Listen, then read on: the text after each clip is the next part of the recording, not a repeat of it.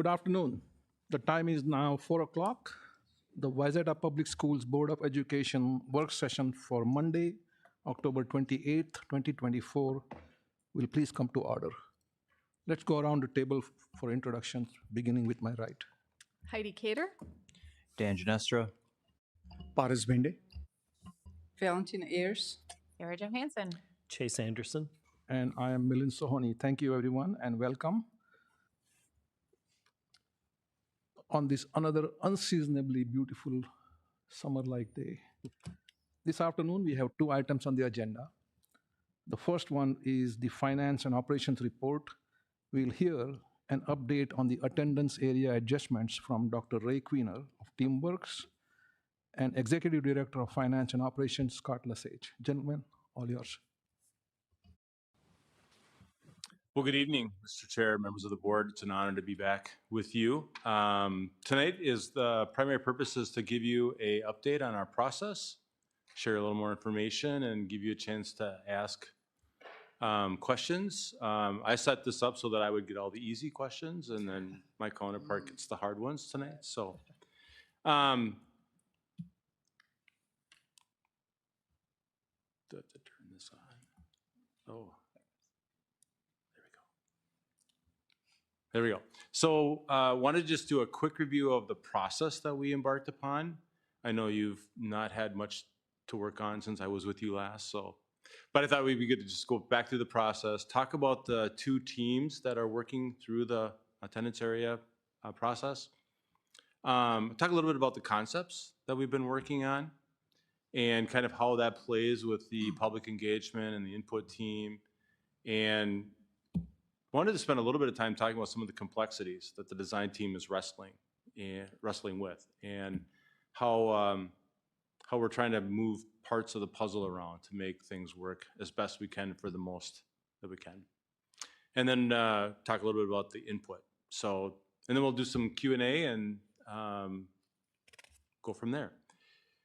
So we started this whole process using three key frameworks for TeamWorks. The decision-making framework, which sets up the teams, the choice makers, how all the parties' roles and responsibilities are coming together for the process. We did the guiding change framework, which we mapped out with the school board on setting the process in motion and allowing us to begin the work. And then the whole system view, where we're just making sure that we always pay attention to the three arenas, the things in the work arena, the culture, and the systems and structures. So we don't get stuck in just one area. We are using the TeamWorks School Analytics software underneath all of the analysis for student enrollment projections, the guiding change document. Our design team is about 30 members, and those folks are internal staff, administrators, and district office personnel. We also have an input team of parents and other staff members of about 80 people that were invited to participate in that process. And then we have engagement with some online forums that we can talk more about in a moment. District's done, I think, a really nice job communicating both down and into the organization on what's happening and when, as well as up and out. The website is really nicely done, and I know it's a great resource for folks to get information. Guiding change document, hopefully looks familiar, that we developed earlier this spring. We constantly review this when we're doing our work, why we're doing the attendance area process, what are the desired outcomes, how do we measure if we're making progress, and then, of course, the not how of what's happening in the work.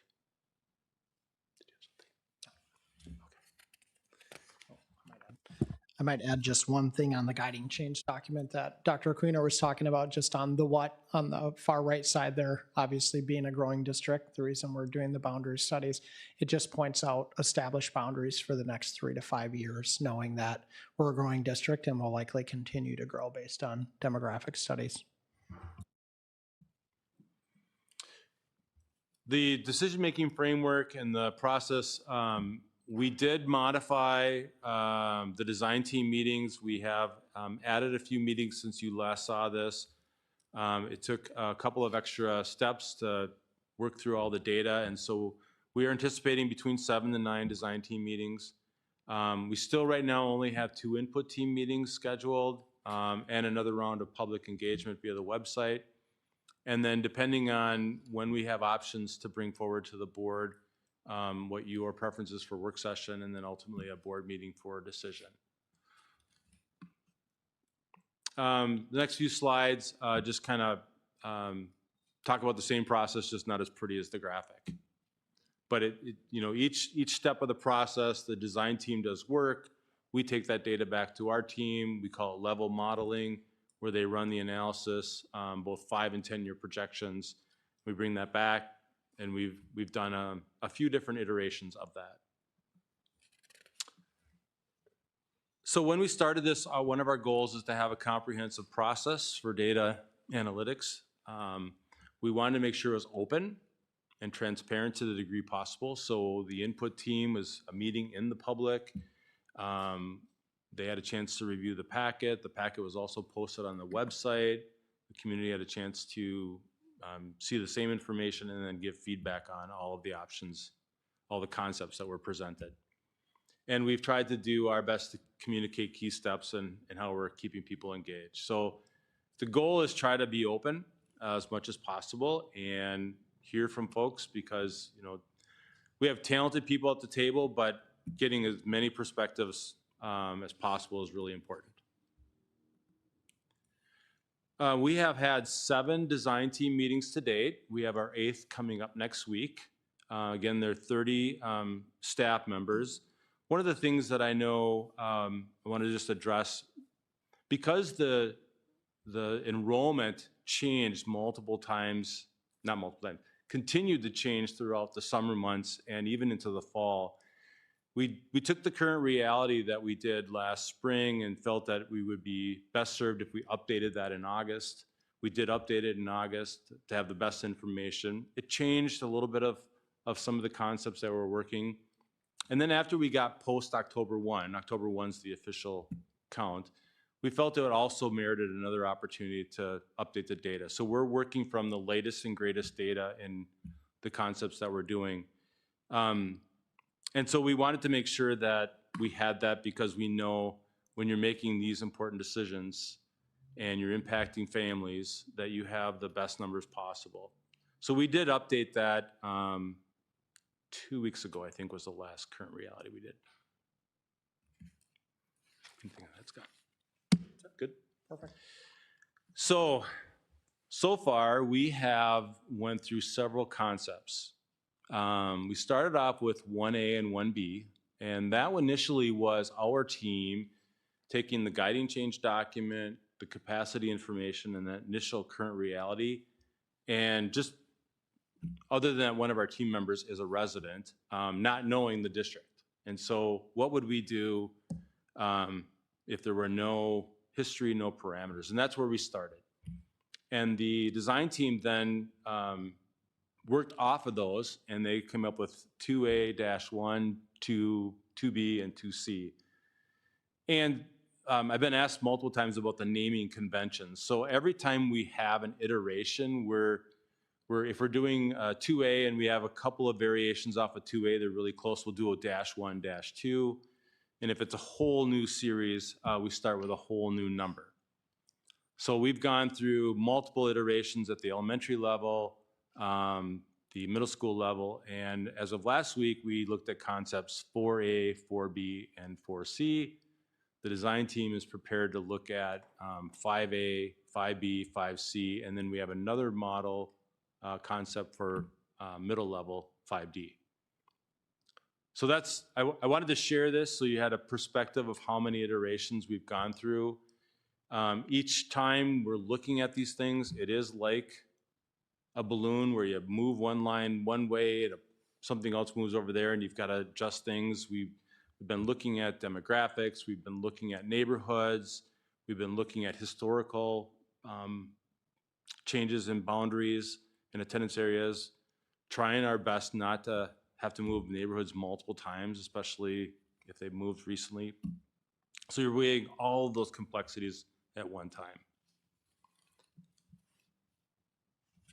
I think I would just add, and I know it's been brought to the board in the past, but we can't pick where the growth happens as well. So we're trying to forecast that with Teamworks' help and kind of our data on the back end. But obviously, we know the growth is happening in the north part of the district. And so, as we've seen with the shifts we've made, we're trying to also balance capacity around the school building so we aren't left with the building that's over 100% capacity and then one that's floating in the 60 to 70% range. So.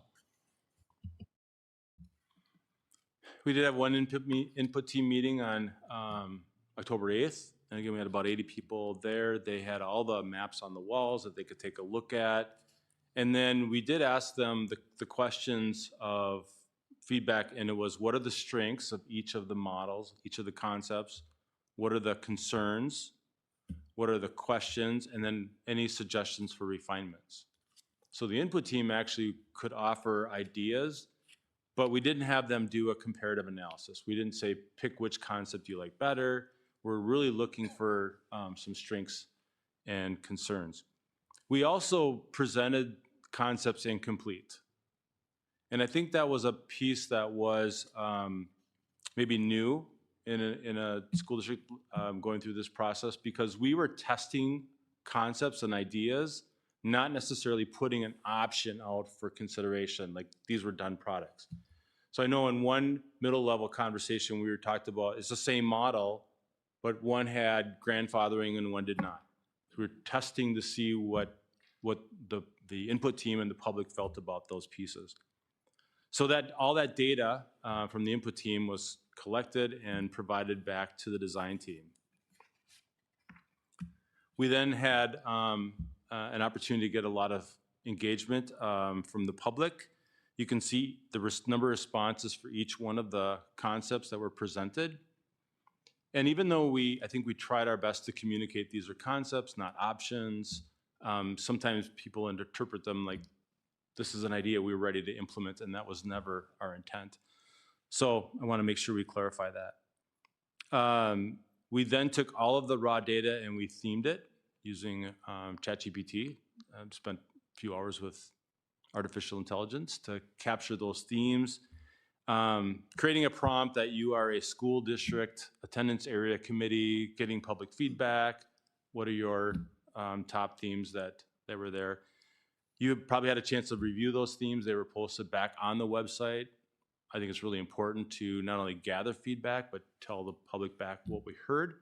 And then when the next iteration comes forward of new concepts, the public and the input team will see that their input affected the concepts, because they've all changed. Nothing remains the same.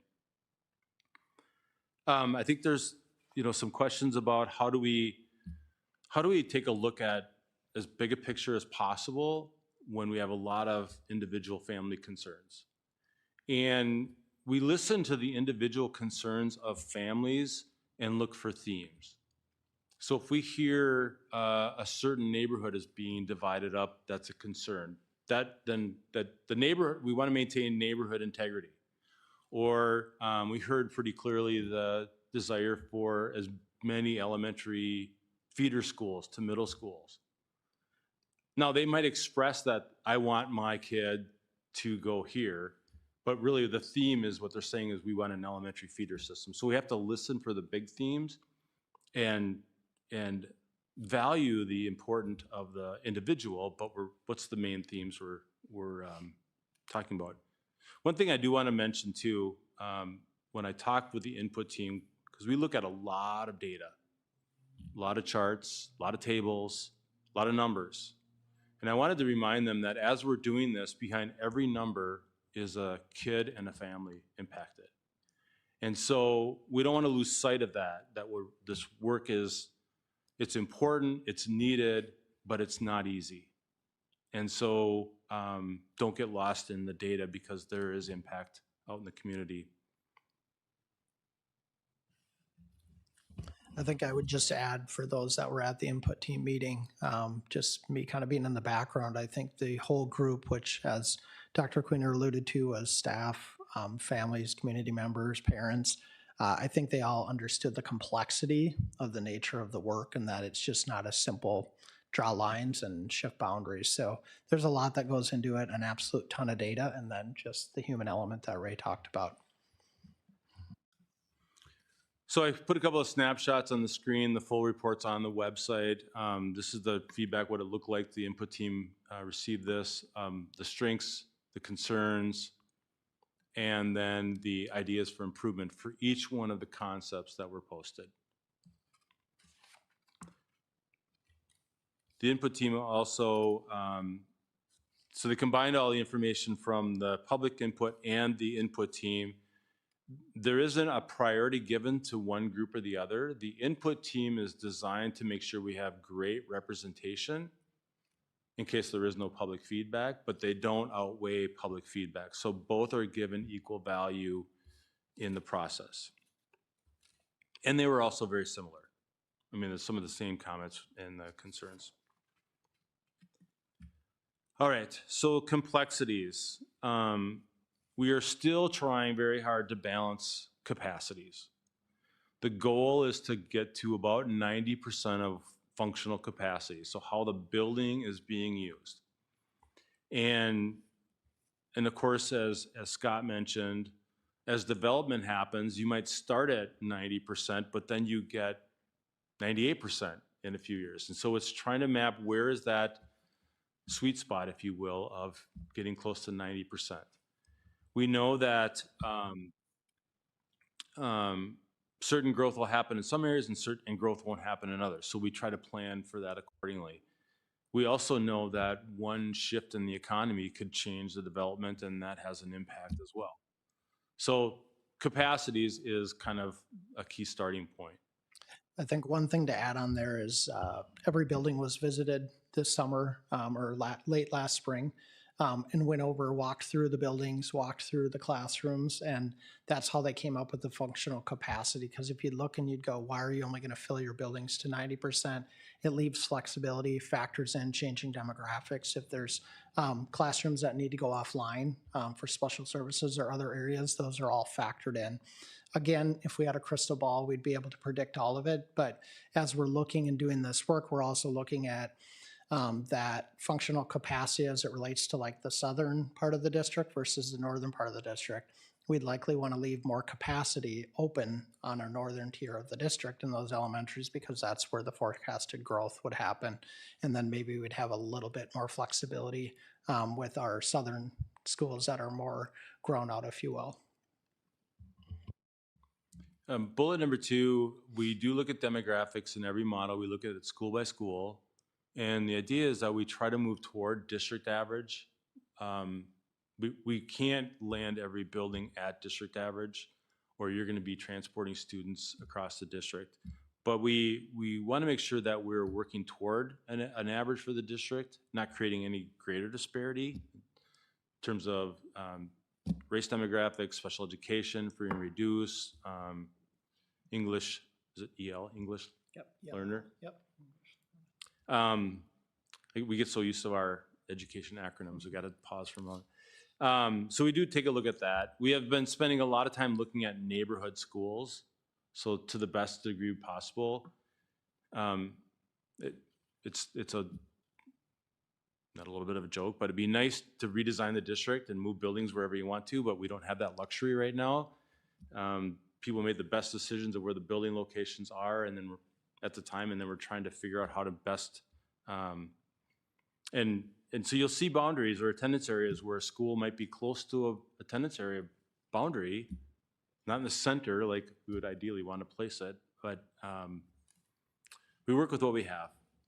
I think I would also add, excuse me, if you've seen a district map of our current boundaries and just the boundary of the district, it is very awkwardly shaped, which also creates another interesting thing when you're trying to draw boundary lines. So if it was just a square box or even a circle, we would probably have a little bit easier way.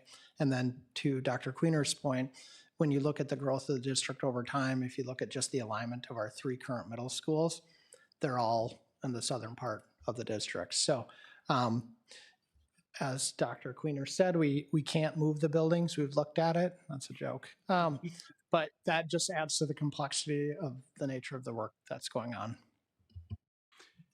I think Next bullet, maintaining neighborhoods, schools as possible, and then keeping developments in neighborhoods in an early elementary school and middle school pathway as best as possible. I think for all the elementary schools, all the concepts currently on the table are contiguous boundaries. There's no pocket boundaries. There's no weird, so there is a shape. It may not be perfectly round or square, as Scott mentioned, but there is no discontiguous boundaries.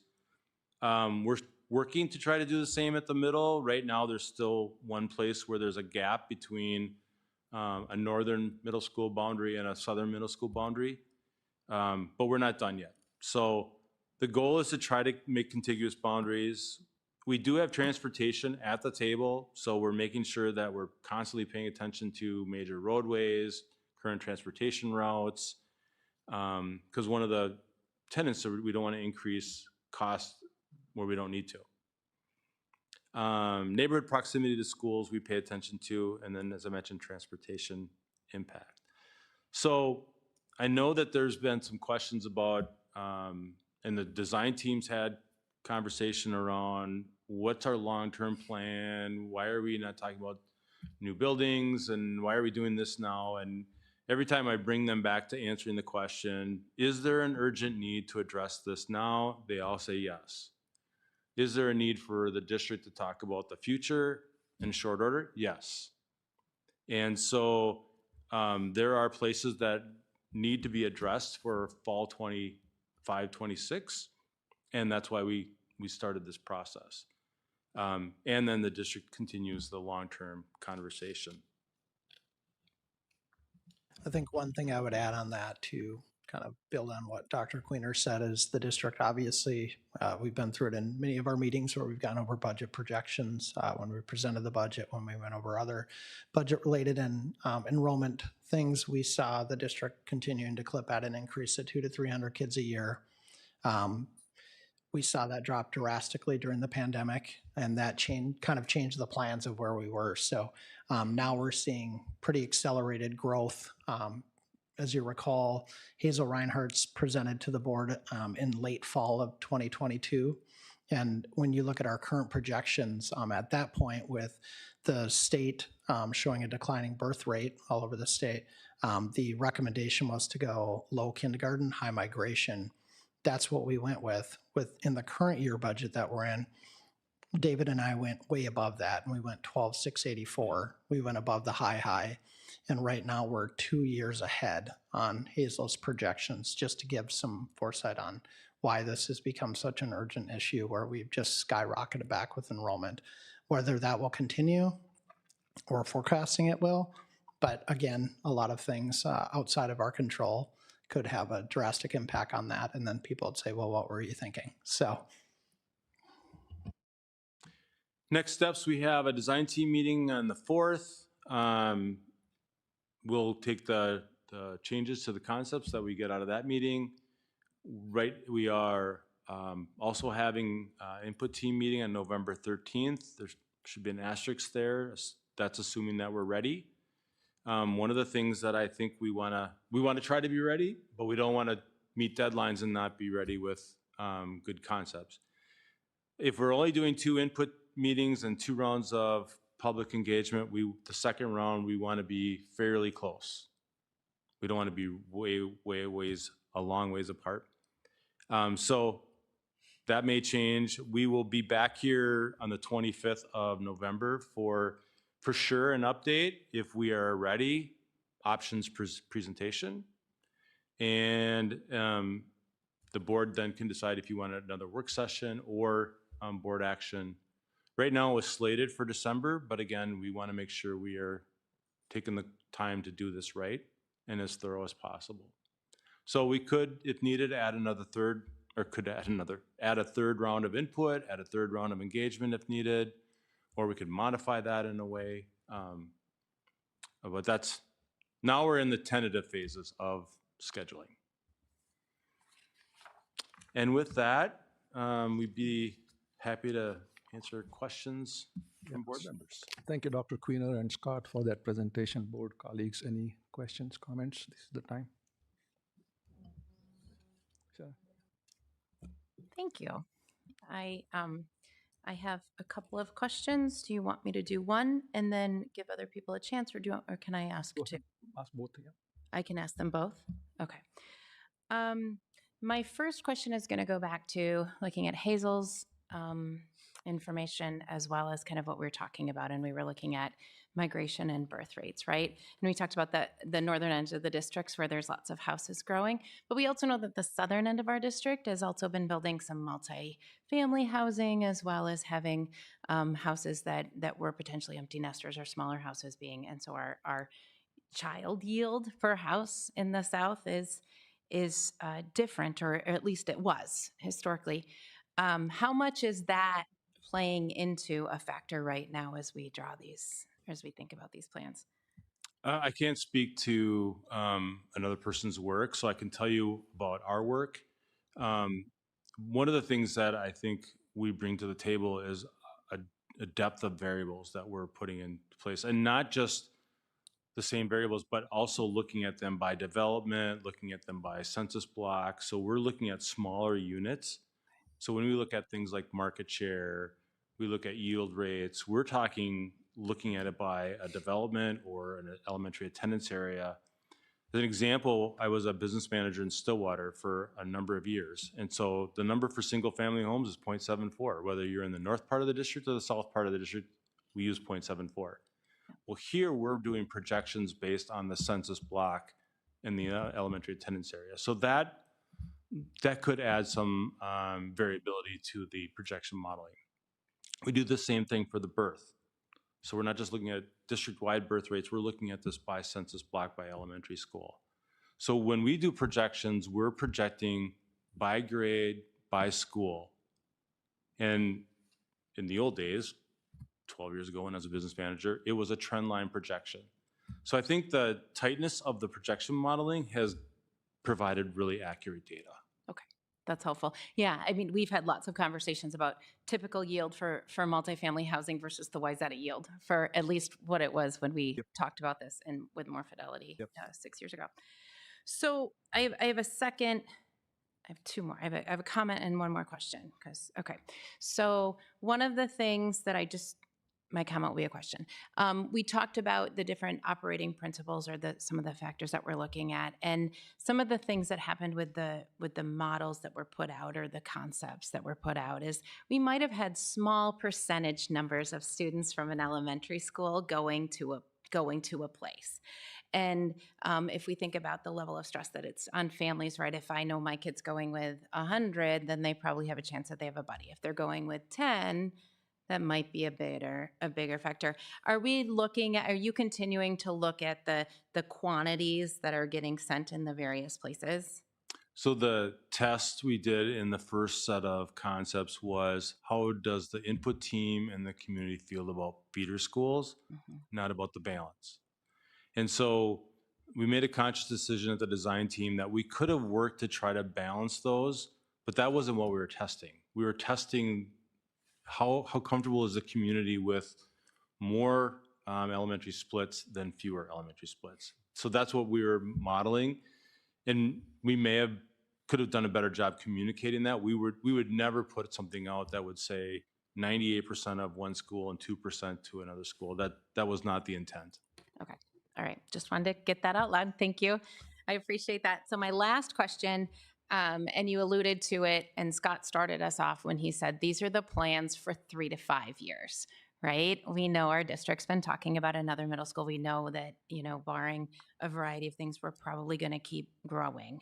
And I can guess that our community, right? Like sometimes families can rally and do one move, right? But if you have another move coming down the pike soon, even if it's for a beautiful new school, that can feel kind of tough. And so what's the tolerance about, at least at the middle school level, doing the least possible disruption and maybe living with some squeeze and some tightness for a little while, knowing that there's going to need to be a more comprehensive, another alignment down the way, and I know middle school's short, so what happens in the next 2 years or 3 years is a child's entire experience in middle school. So I know our timeline's different than elementary, but what is that balance between least possible disruption, now in anticipation and a more comprehensive, responsive to the needs right now? I think I have three answers, so pick which one you like. No, I'm kidding.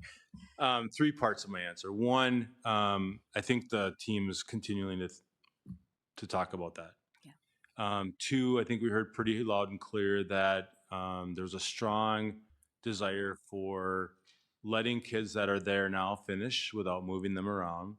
So letting next year's 7th grade and the following year 8th grade to finish their career. And then I think the third thing that was relevant as we talk about that, as I constantly ask the question, is there a need to do something now? And the answer continues to be yes, that there needs to be something. There's some areas that need to be addressed.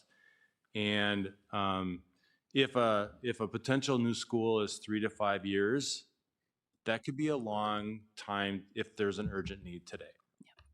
But I think that the idea is that if we can design a concept that allows students to finish their career, may not be the family, but it may be the current students to finish their career, and we can have a period of time where they could actually continue through. So if I start kindergarten, I could stay all the way through in 5 years, 6 years, we're pretty close. That's the desire. But the crystal ball doesn't give us a perfect picture. So we're trying to do the best that we can with all the different variables, but no one in the team wants to disrupt families more than they have to. I think having contiguous boundaries is important. Trying to balance capacity is important, and not creating greater disparities between buildings in terms of any of the social economics is the goal. Thank you. That was probably more than 3 answers. I'm sorry. It was perfect. Thank you. So I have kind of extension to Sarah's question. So elementary, I get it. It's 5 years. It's a little difficult. With middle school, based on the different models that you have looked at, is that still a possibility that you can continue students who are currently in whatever middle school they are, get them through the middle school, and then all the new students that are coming in, they get dispersed to a different middle school? Is that still an option for middle school? At the middle school,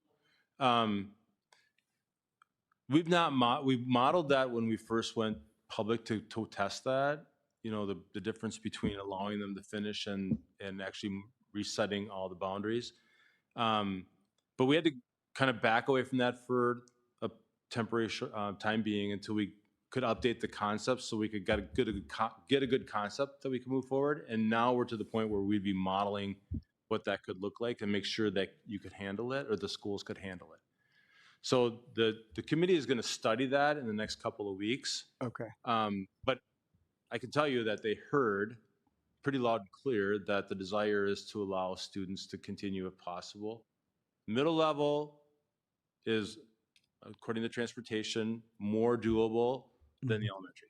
Yes, agreed. Yeah, and that's where I was trying to see if there is any low-hanging fruit, because just based on the data, elementary is going to be tough. Plus, there's not going to be enough influx to say, hey, only new students will go different places. The transportation is going to be complicated. So I totally get the elementary part, and that's where I was hoping, at least for middle school, if we were to let continue students through their middle school and then apply the new boundaries to new students, maybe that's more palatable. But again, I wanted to figure out where it fits, or has that been looked at? Okay. Yeah, and I think the design team, their role is to look at the data, but not decide it. So ultimately, that's going to come back to the strategic leadership team and the board for decision. But they wanted to be able to, in the concepts, to have looked at the data. But because it's not every administrator in the district, it's half of your elementary, it's half of the secondary. They are not a decision-making body. They're a design concept body. Yeah. So I don't want to preclude that they're deciding, are we doing it or not doing it? That's not theirs to decide. I think I would just add that, just like with anything we do, we always try to make sure we have the best information possible. We're working closely with the 3 middle school principals to understand and get a better idea of what they could really handle as we're growing. And kind of alluding back to what I mentioned earlier, we've kind of seen that growth come back with a fury.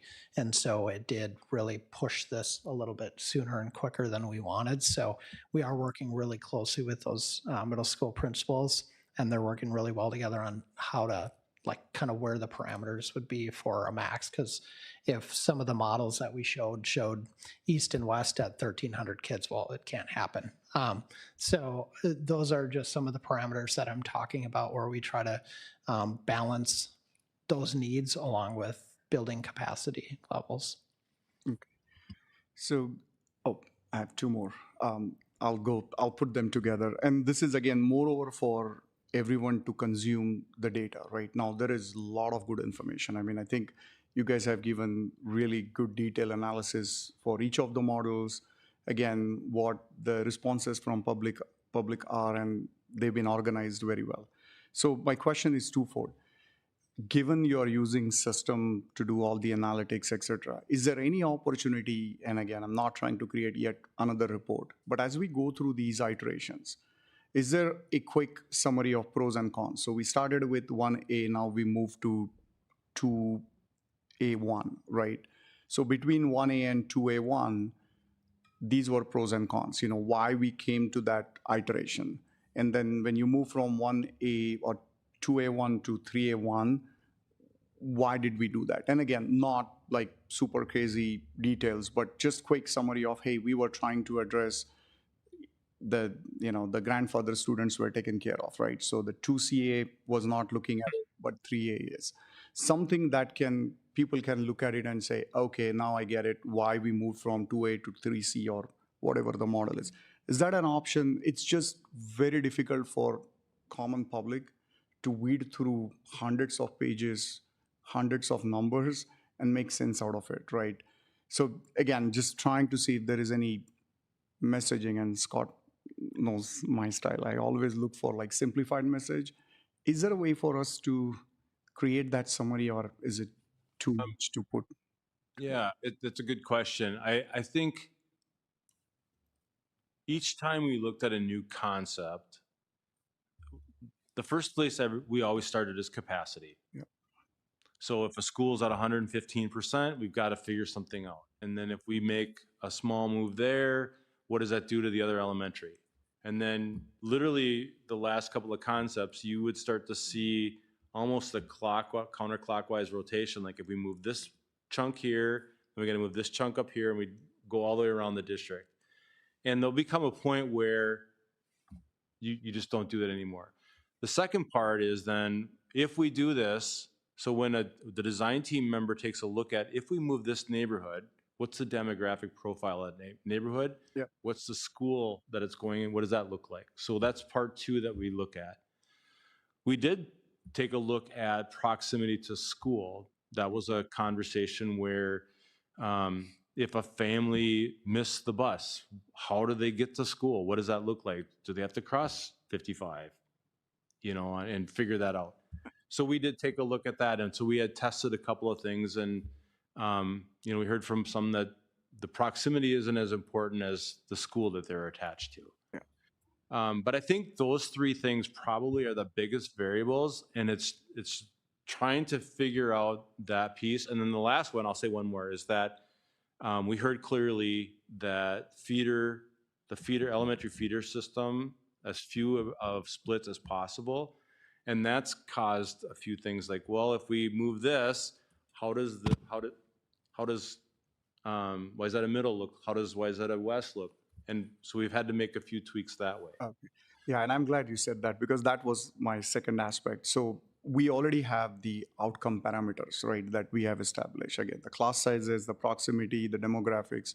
So if not pros and cons, maybe we just publish those key metrics for each of those models. Yep. So when I look at those models side by side, I know where things have improved or where there is, kind of that conflicting priorities, right? Because we're not going to improve parameter, again, just my guesstimate, we're not going to improve parameter on every single metrics.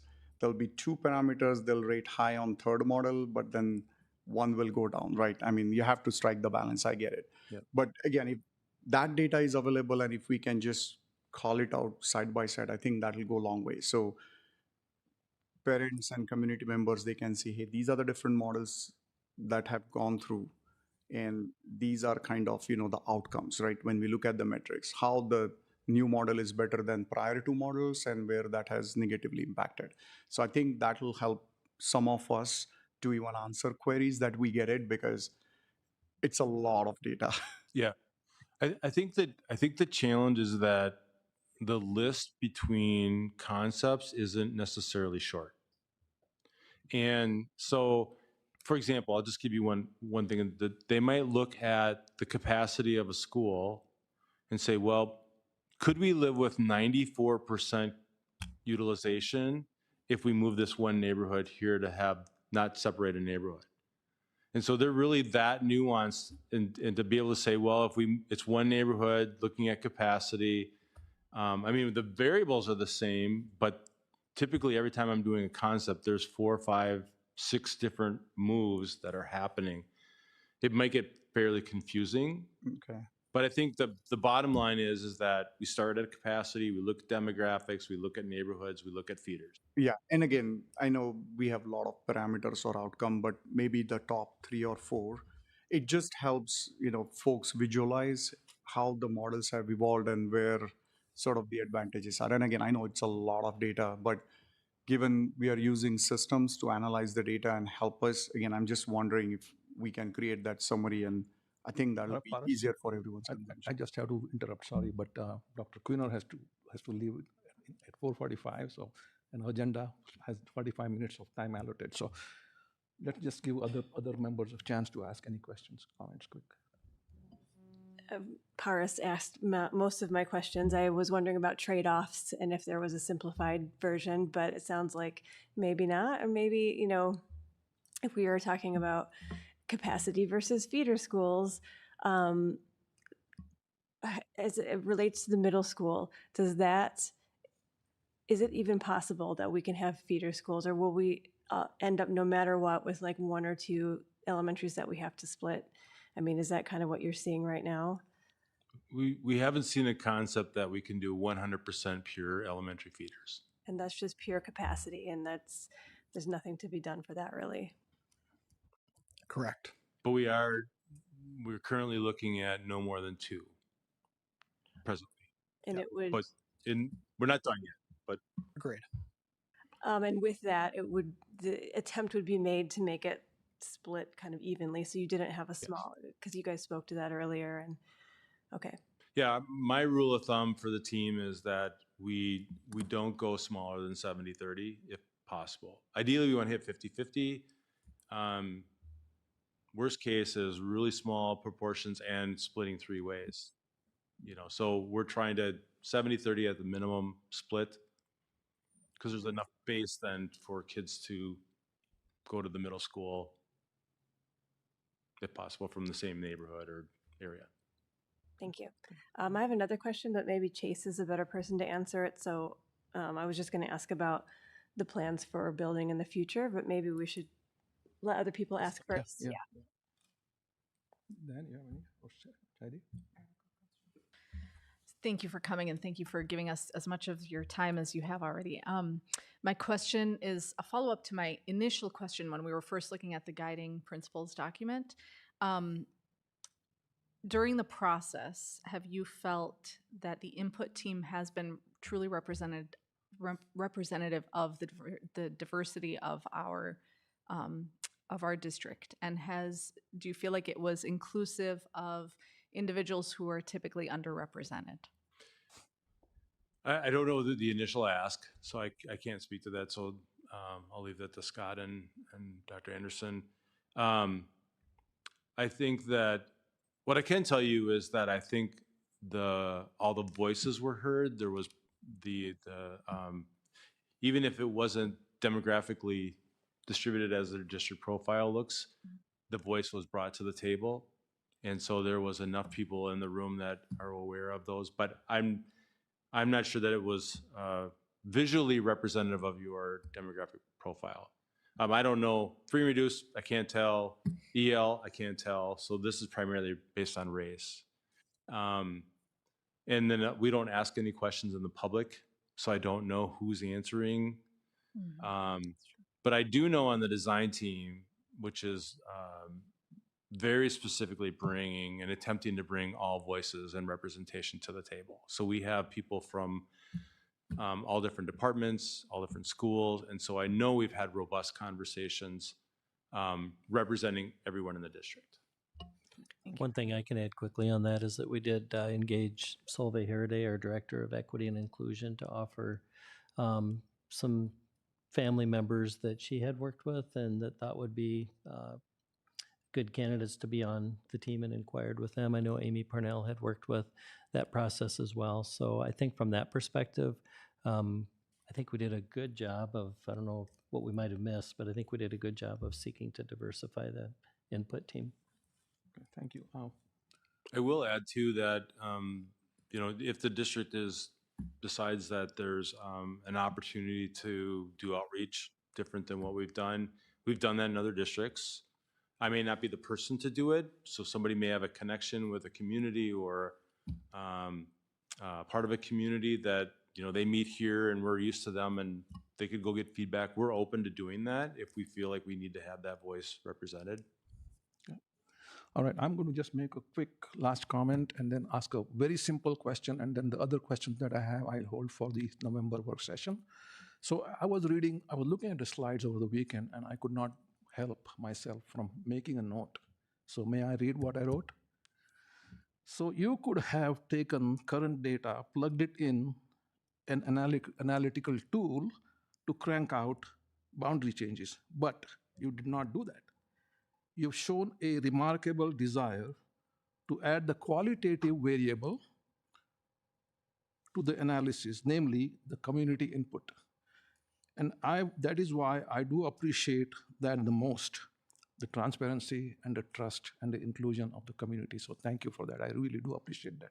Quick question I have for now is the number of respondents to the survey, whether in the 200s or 300s, is that a big enough representation, you think? If I were to wager a guess, I would say that's the folks that were impacted with those concepts. Yep. And when the next set of concepts come out, those that are impacted, you'll hear from them. And you may not hear from others that weighed in on the front end.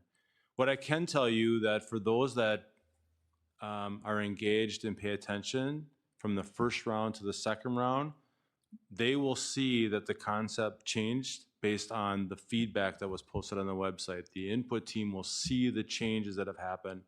And that was our intent, is that we're not going in the locked room and doing these things and telling people how it's going to happen. We are an open, engaging process. And that's part of what happens in this next round. Okay. Thank you very much, both of you, Dr. Queener, Scott. One of these days, maybe the schools on wheels will be a reality, Scott. Yeah. Right? Okay, thank you so much. I might just offer, Mr. Sheriff, I know Dr. Queener needs to head off to another appointment. He shuffled his schedule around today so he could be here with us for 45 minutes. So we want to give him an opportunity to be on time there, hopefully yet. But thanks for being here today. I wanted to share too that I'm prepared to share a few other insights if the board wishes to hear additional insight from me. And then I think Scott and I can probably respond to any other questions. And if we don't know the answers, we'll say, we're not sure. And we'll get back to you on that. But it might be helpful. But we appreciate the board respecting Dr. Queener's time so that he can move on to his next appointment. So just a few thoughts that I wanted to share. So I'm on the front end of my 17th year in the school district, so I've seen a lot of change that's occurred over the years. I thought it might just be helpful to share a few insights, and as much as anything, it'll be helpful review for the board perhaps, but also an opportunity to share some insights with the larger community and the team and staff members that are here with us. One of the themes that you saw was just how many times have neighborhoods been impacted over the years with various moves. And, one of the challenges that we're finding is some of the neighborhoods that are closer to these extreme growth areas are probably more likely to have some impact because it does change. And we always do have the goal of trying to minimize changes for those that have recently changed. If we lock in, and we'll continue to do that and take that into consideration, if we lock in too tightly with that, it can immobilize the big picture of what's best for the larger school district. So I just wanted to differentiate, I won't say concept A, but thought A from thought B. Maintaining continuity and doing the right big picture shuffle so as to make all the buildings in the larger community work in the best possible way. We're also finding that we have changing needs of students. So a classroom is not necessarily a classroom as we might have defined it 5, 10, 15, 20, 50 years ago. Because of these changing needs, we need to differentiate some spaces. That can have an impact on building capacities. We tried to do our best to take that into account as we establish those capacities, and specifically what we're using for the elementaries. I connected one-on-one with each of the elementary principals toward the end of the week last week and confirmed the numbers that we're using for the functional capacity and the 90% utilization rate. I think you heard Dr. Queener mention that, a trade-off might be for this building, we have to go to 94%. Another building might be at 79 or 84% just because there aren't ways to get that perfect 90% match. Those are targets or goals or, suggested numbers that allow for a little bit of flexibility yet within the building. Size and configuration of classrooms and square footage of each classroom can vary widely between our buildings, and that's a variable that we have to take into effect. So they aren't all the exact same size and what teachers might consider to be the optimal size. So we've given consideration to that.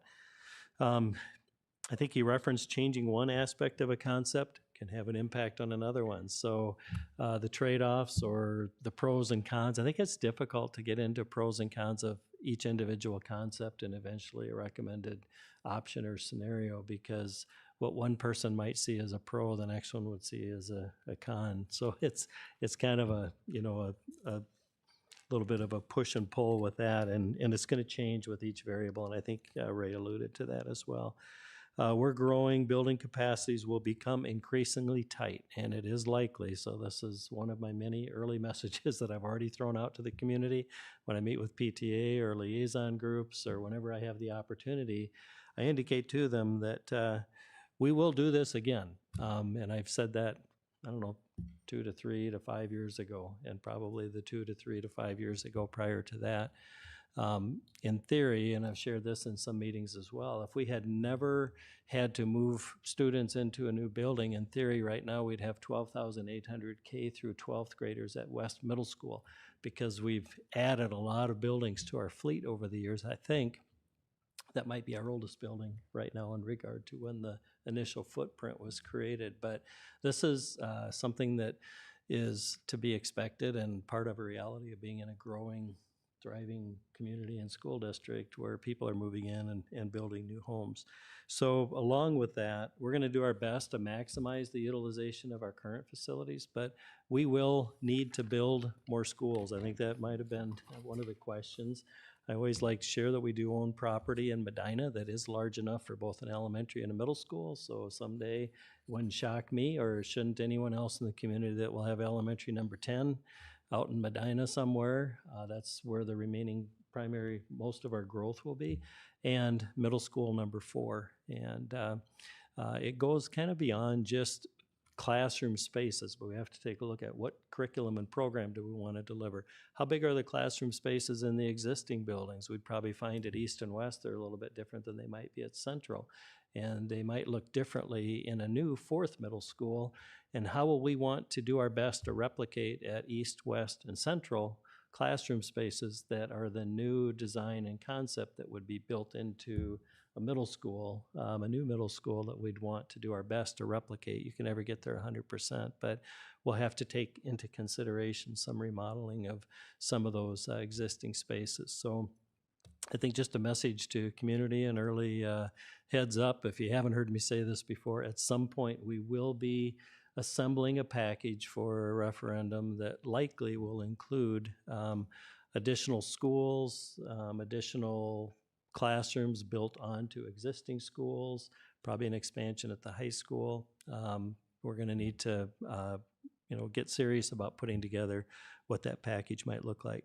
Since 2008, which was the year that I started here in Wayzata, so again, I'm in my 17th year here, I think we had 9,600 students, if I remember correctly, somewhere around that 9,500 mark, and now we're at 10,800. So we've grown at about a total of 3,200 K-12 students. If you do the math on that over 16 years, that's about 200 kids a year. The range has been anywhere from -200, and that was the 2021 school year, the infamous COVID year where we actually went down in enrollment. That's the only year we've ever, I think, gone down. Maybe the next year we went down a little bit, but it was pretty level at that point. And it's ranged all the way up, plus 400 or 350 to 400. So on average, about 200 kids per year. Impact on class sizes, I know there were some interest and questions about, will the boundary changes address and fix the class size issue? Well, there are different types of class size issues. One is facility driven. In other words, we'd add a section if we had a classroom. We have a situation like that now in one of our elementary schools. Another one is staffing ratio driven, and taking a look at how do we modify or change our staffing ratios. One thing you need to keep in mind is as that staffing ratio goes down, the need for classrooms goes up, and that has an impact on facility capacity. So, but you can also use staffing to be part of the solution. You don't always just have to add another classroom, but you take a look at your staffing models and formulas. There's always some crunch years before you open up new buildings. It's inevitable, and we will feel that. It'll be in the form of some class size issues, some facility crowding issues, and we also have an increasing need, as I'd indicated before, for specialized classrooms and meeting the diverse, broad range of student needs that we have. So again, there can be some various reasons why class sizes might be impacted. I mentioned that we will be doing this again in the future. And I know there was some questions about the feeder school program. We'd love to maintain a peer feeder school program. I really like that, and I wish we could keep it. So, and we'll do our best to do that. We've been on what I call a 2-5-2 model for a number of years. So 2 elementaries going to West, 5 going to Central once Meadow Ridge and Northwoods came online, and then 2 going to West Middle School. We've now shifted to a 3-3-3 model, which with time is going to have a tendency or the reality of overloading East and West and kind of underloading Central. So we knew we were addressing one urgent need or problem and maybe creating another one. We tried not to create a bigger one than we were seeking to solve, but we did create a challenge, but probably no more of one to deal with than having 2,000 kids at Central Middle School, which isn't desirable either. So we kind of had to choose which of these 2 models do we like the best. Probably in the reality of it, a 2.5-4-2.5 model is probably what our middle schools best accommodate. And even that might be a little bit tight at the 2 middle schools over a 3-year period. But we talked about those feeder schools and how many elementaries, will we need to split. Ray, I think, indicated that right now we're doing our best to try to limit that to 2 if we have to do any. We're not seeing, and I liked how he worded it, I probably can't replicate it perfectly, but at this point we're not seeing a model that would allow us to maintain a pure feeder school program for the full 3 years of kids moving into the middle school. So anyway, those were a few things that I wanted to share, just probably to reinforce some of what Ray and Scott already said, but some thoughts that came to mind for me. So with that, if you have additional questions for Scott and myself, we'd be happy to do our best to respond to those. Thank you, Dr. Anderson. I'm assuming that this answered most of the questions that were asked of Chase. A question? Yeah, go ahead, Sheila. Dr. Anderson, are there, I know a lot of community members are getting anxious about the timeline for building the new schools. Maybe we're not feeling it yet, but they're, again, they're looking, they're seeing the growth. Is there, I know you can't tell us exactly, is there a timeline, and are there any state laws that affect the process? Well, there are probably 11 million state laws that would impact our, that whole process. We've been through it before, Scott and team, and consultants that we work with are well-versed on all of those. But we needed to get the enrollment study done. We needed to get the attendance areas adjusted for the intermediate short term. And we will use that data to help drive our facilities decision-making. So we've been really focused on facilities. It's not like we've not been focusing on that. We've been convening a group about what the high school needs might look like. We just went through a comprehensive middle school review that Dana and team led in our teaching and learning department and implemented some of those changes. And they're taking good notes this year for further modifications at the middle school. And doing some of those same types of things at the elementary. So we've been taking a look at what our facility needs might be to deliver and accommodate that program. So to kind of get to the point, none of this has been decided yet, but my best crystal ball today, just in full transparency, probably the soonest we could go to the community with that comprehensive package would be in the spring of 2026, because we have to take all of this information, process it all, determine what the needs are, communicate all that to the community, and then encourage folks to get out and vote. And if they're supportive, they'll help us move forward with that type of a plan. So sometime in this spring, and this is information provided to me by Kraus Anderson and Wold Architects and Engineers, knowing how long it takes to design buildings and get all the permits and approvals and state functions and all that. And I think, and Scott, you can correct me if I'm not recollecting this accurately, but I think the earliest that we feasibly could have a new elementary opened would be the fall of 2028. So for the 28-29 school year, I think would be for an elementary school. And for a middle school, because they're larger, they take longer to build. It probably would be 1 year beyond that. So the 29-30 school year. That seems like an eternity out there, but we know how quickly that time goes. And you know, those timelines will be here before we know it. So I would ask my colleagues if I misspoke on any of those timelines, and those aren't locked by any means yet, but I think that was our best guess. Is that accurate, Scott? Yes, that's what I recall as well. Dr. Amy? Anderson and Scott, that's assuming approval from the That's correct. referendum. Yep. Yeah, if we don't have approval, then we have to make a whole new plan, which I don't know what that would be, but you're right. That's pending approval by the community. I think I would just add, it wasn't too many years ago that, as Dr. Anderson said, we lost 200 kids and then went up 5 kids the next year. And I think, you know, the district did everything that we could for accountability and responsibility and transparency. And that was, you know, doing a demographic study and then in short order doing another one currently. So as we've all witnessed as a school board and as a community and as staff, we are kind of blowing out of the water, even professionals that do this for a living. So that's why I think, to Dr. Anderson's point, we're really looking at all aspects. I think this is an important part of it.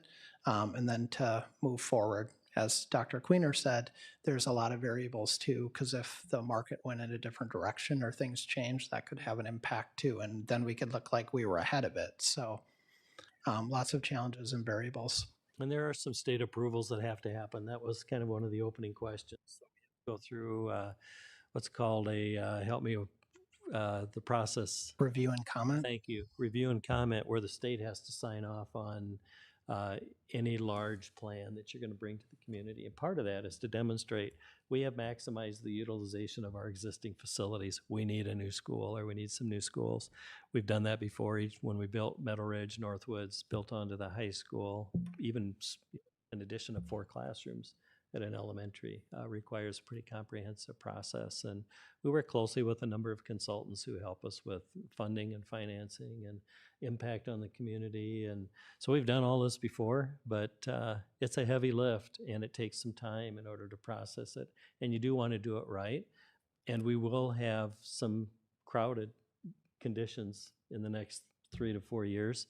Over the years, we've done short-term solutions, such as having kindergarten sections from Plymouth Creek and Birchview located at Central Middle School, or having some sections of kindergarten or maybe first, I don't know if we've done first grade or not. It tends to mostly be kindergarten, I think, that we have relocated, maybe to an adjacent building or the next closest building that might have a spare classroom or two that we can more comfortably accommodate kids. So probably another early advance suggested warning, so to speak, to the community. We may have to resort to some of those types of things. We have not made any of those decisions yet. We've done them before. They work. Is it everyone's first choice? No, including the superintendents. But sometimes we have to do some things that are going to help accommodate it. So I think I would just add, we try to do all of our due diligence. Schools by nature, due to so many variables, usually have to be reactive. We don't have control over birth rates. We don't have control over who moves in and out of our district. We don't have control over the developments. There's a lot of variables, but not to digress, but silver lining of it is, as we know, we've struggled through cost containment over the last several years due to the impacts of the pandemic. The increased enrollment, even above projection, has helped us come out of that. Hopefully, this current fiscal year, pending things play out in a much more timely manner than they otherwise would have. So I know obviously challenges come with enrollment growth, but it's also a positive lining for us coming out of cost containment and the challenges the district went through. and my best guess would probably be we're not going to be increasing 300 to 400 kids per year. I think this year was a bit of an anomaly. Some things that can happen sometimes, and even though both these grade levels were with us last year, we graduated about 850 seniors, and we welcomed in about 1,000 ninth graders. So the high school enrollment bumped as a result of that. We also feel that there were some kids who made a post-COVID return for a new level of ninth grade at the high school and re-entered into the district. Some of that might have been the case at sixth grade too. So there are some variables that have impacted that this year. There may have been some pent-up demand for new home purchasing, and through the COVID years, people might have delayed those decisions. And so we think this year is a little bit of an anomaly, much like we know the minus 200 was an anomaly. We're probably going to moderate in that 150 to 200 to 250 range, 150 to 250. I don't know. To Scott's point, we can't control it, and we don't know from year to year. We take them all. If a student lives in our district, we find a place for them. So anyway, that might have been more than you wanted to hear, but those are thoughts. Does that answer your question, Sheila? Okay, thank you. Anyone else? So anything here? Question I have, in a perfect world, probably new elementary school and middle school being built is a good news, but I don't know. We're not living in perfect world. Which of a building is more urgent? Looking at the numbers, I feel like it's a middle school building, but maybe I'm wrong. I think in this moment in time, with what I know about our community and what we've experienced growth-wise, I think they're kind of in a dead heat, so to speak. I think they have comparable, similar urgencies. And in order for us to deliver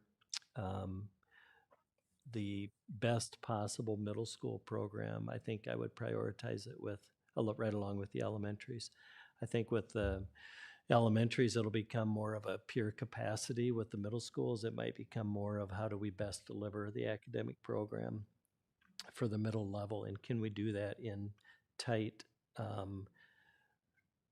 classrooms, schools designed in the 50s and 60s. I think we'll have to do some remodeling and some renovations to help align what we're doing at our current 3 middle schools with what a new middle school could deliver. So, but we could have an elementary online to your point, a year sooner, because they're smaller and they're less complex to build than we could at the middle school. I think it would be 1 additional year for the middle school to open. So they're both going to be pretty high priorities, I think. So you'd like to put both of them? I think it would be the most likely. Again, none of this has been decided. Only the board will take final action on what we're presenting to the community. But I think it'll be one package, one time, one vote, and it'll meet the needs that we've identified in every building and to identify what our new facility needs would be too. Okay. And if I can ask one more, sorry, I noticed when I was reading the feedback, there were so many recommendations. Some parents looks like, at least on recommending to have some immersion program type of a school. Where it's coming from? Because I saw that kind of comment literally under every model. Mm-hmm. Yeah, that is, I mean, that's something that probably has come up every time that we've adjusted boundaries or talked about facilities. And it has not been our philosophical approach to design magnet schools within the footprint of our school district. We've developed over time elementary schools and middle schools that have the same academic program across all the levels. There are a number of districts that do have immersion programs, and I'm generally supportive of immersion programs. I think they're fine, but it does create a new dynamic within your school district when you now have, for example, for us, there would be two schools if we opened up, an elementary school that would be a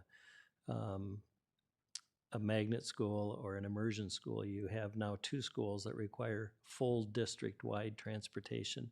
So it creates some logistical challenges, not that any of them can't be overcome, but you would welcome students from across the entire district into one elementary school and be required to provide transportation for those students. So having worked in districts that have those, I know that that's a challenge.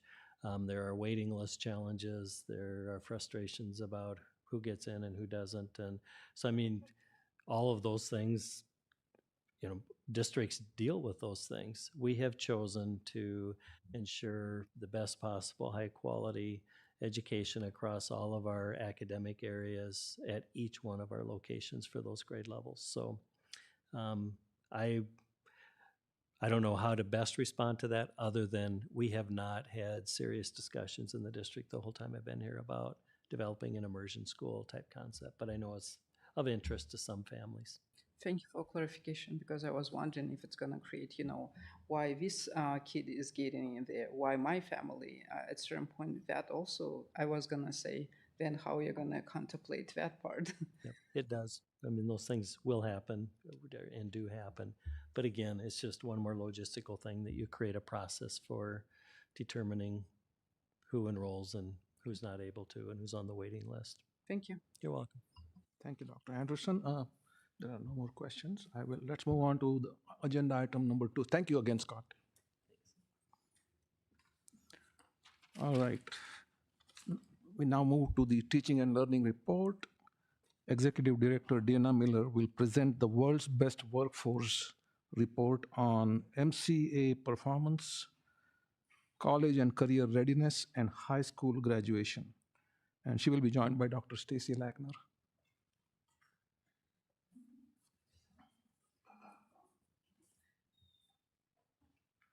Excuse our shaking heads at each other so we get organized here.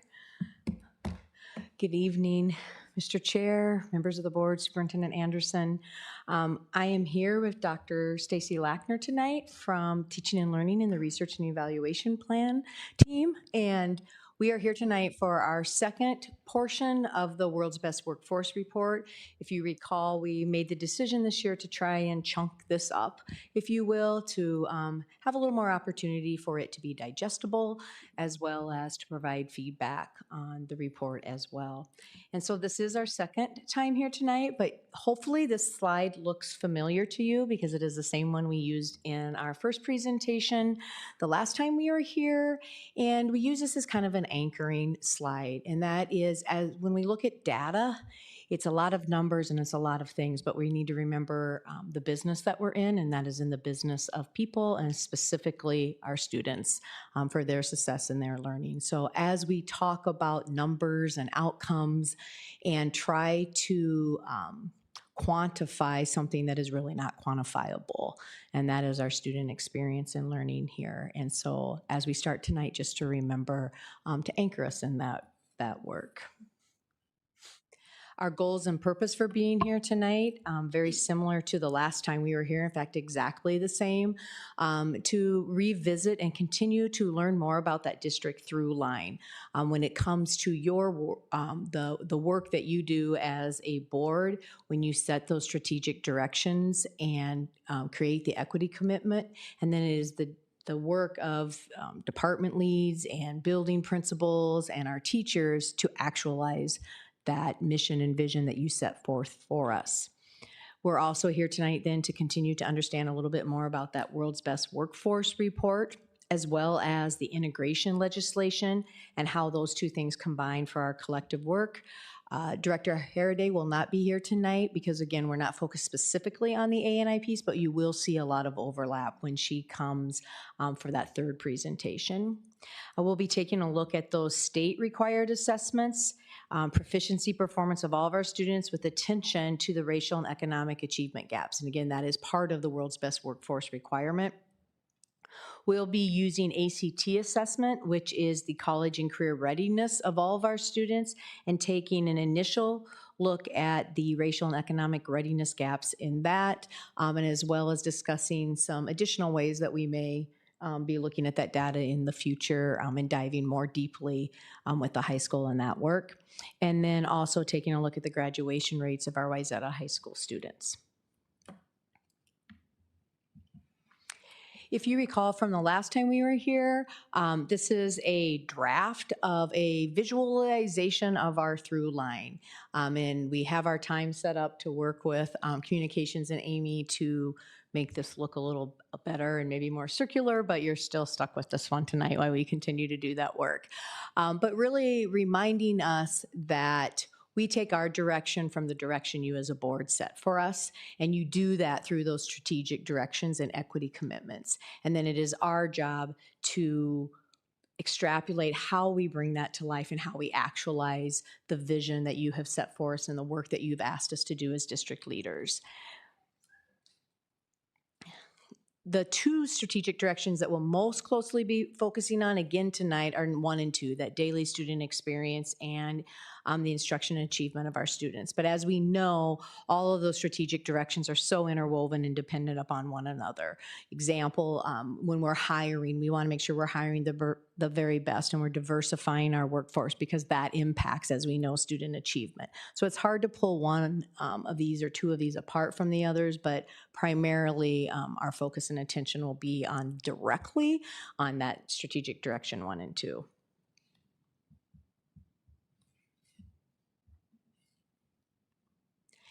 And then tonight, the part of it that we'll be addressing, as we've talked about, is the world's best workforce. And that will be interwoven with that district operational plan, or what we're referring to as the DOP. And we're currently working on that under the leadership of Dr. Anderson to bring that DOP to realization and be able to present that as well. And in the DOP will be closely tied to World's Best Workforce, as well as the Minnesota MTSS plan and the literacy plan, because all of those have our district goals on it. So we're working really hard to align all of that. So the work of the building plans, which will be next, the work of the district plans, all line up back towards the realization of the strategic roadmap. And so with that, looking at our dates and so forth, I'm going to turn it over to Dr. Lackner. Thank you, Director Miller. So tonight I'm going to be sharing the results of our World's Best Workforce data related to our proficiency gaps, career and college readiness, and then also high school graduation. And then, as we mentioned before, in December, we'll come back to talk about achievement and integration. So first, the proficiency gaps. Part of the World's Best Workforce goal is that all racial and economic achievement gaps between students are closed. So we'll be sharing the MCA and MTAS data, and we will be presenting more than just the racial and economic achievement gaps because we do track data on additional special populations. So just to give you a little bit of information about the MCA and the MTAS tests, the MCAs are a measurement to align, a measurement of the alignment of district and schools curriculum and instruction with the state academic standards. So one thing I do want to note is that that the MCA test is not intended to provide data on individual students.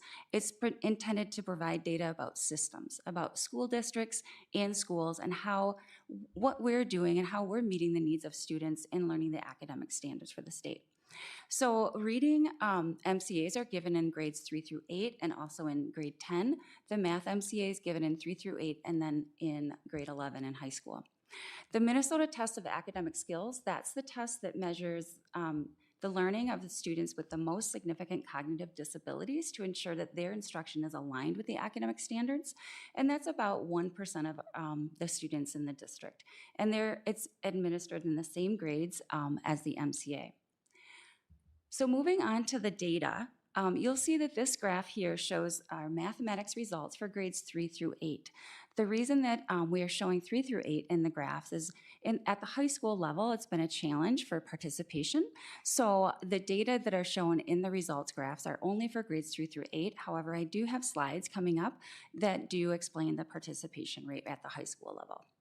So this shows us the percent proficient for all students in Wayzata in the 23-24 school year was 75%, and at the state it was 47%. Another thing that I want to point out about this graph is you'll see a gap in the data line for the 2019-20 school year and the 2021 school year. So as you remember, part of the COVID pandemic in the spring of 2020, we did not give the MCA in the state.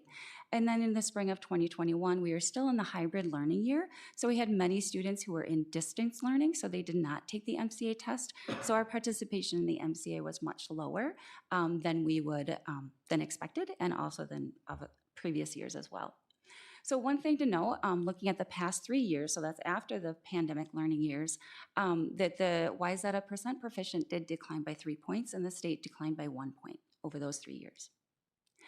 Looking at the data by race ethnicity, the student group with the highest percent proficient was our Asian student group, and they were at 90% proficient. And the lowest percent proficient was in the American Indian Alaska Native group at 24%. One thing just to note, the American Indian Alaska Native group is very small, so that's why it's typical to see a large fluctuation in the data from year to year. So you'll notice that in the graph that there's quite a bit of a change for that particular group, and that's something that is not uncommon when the groups are small.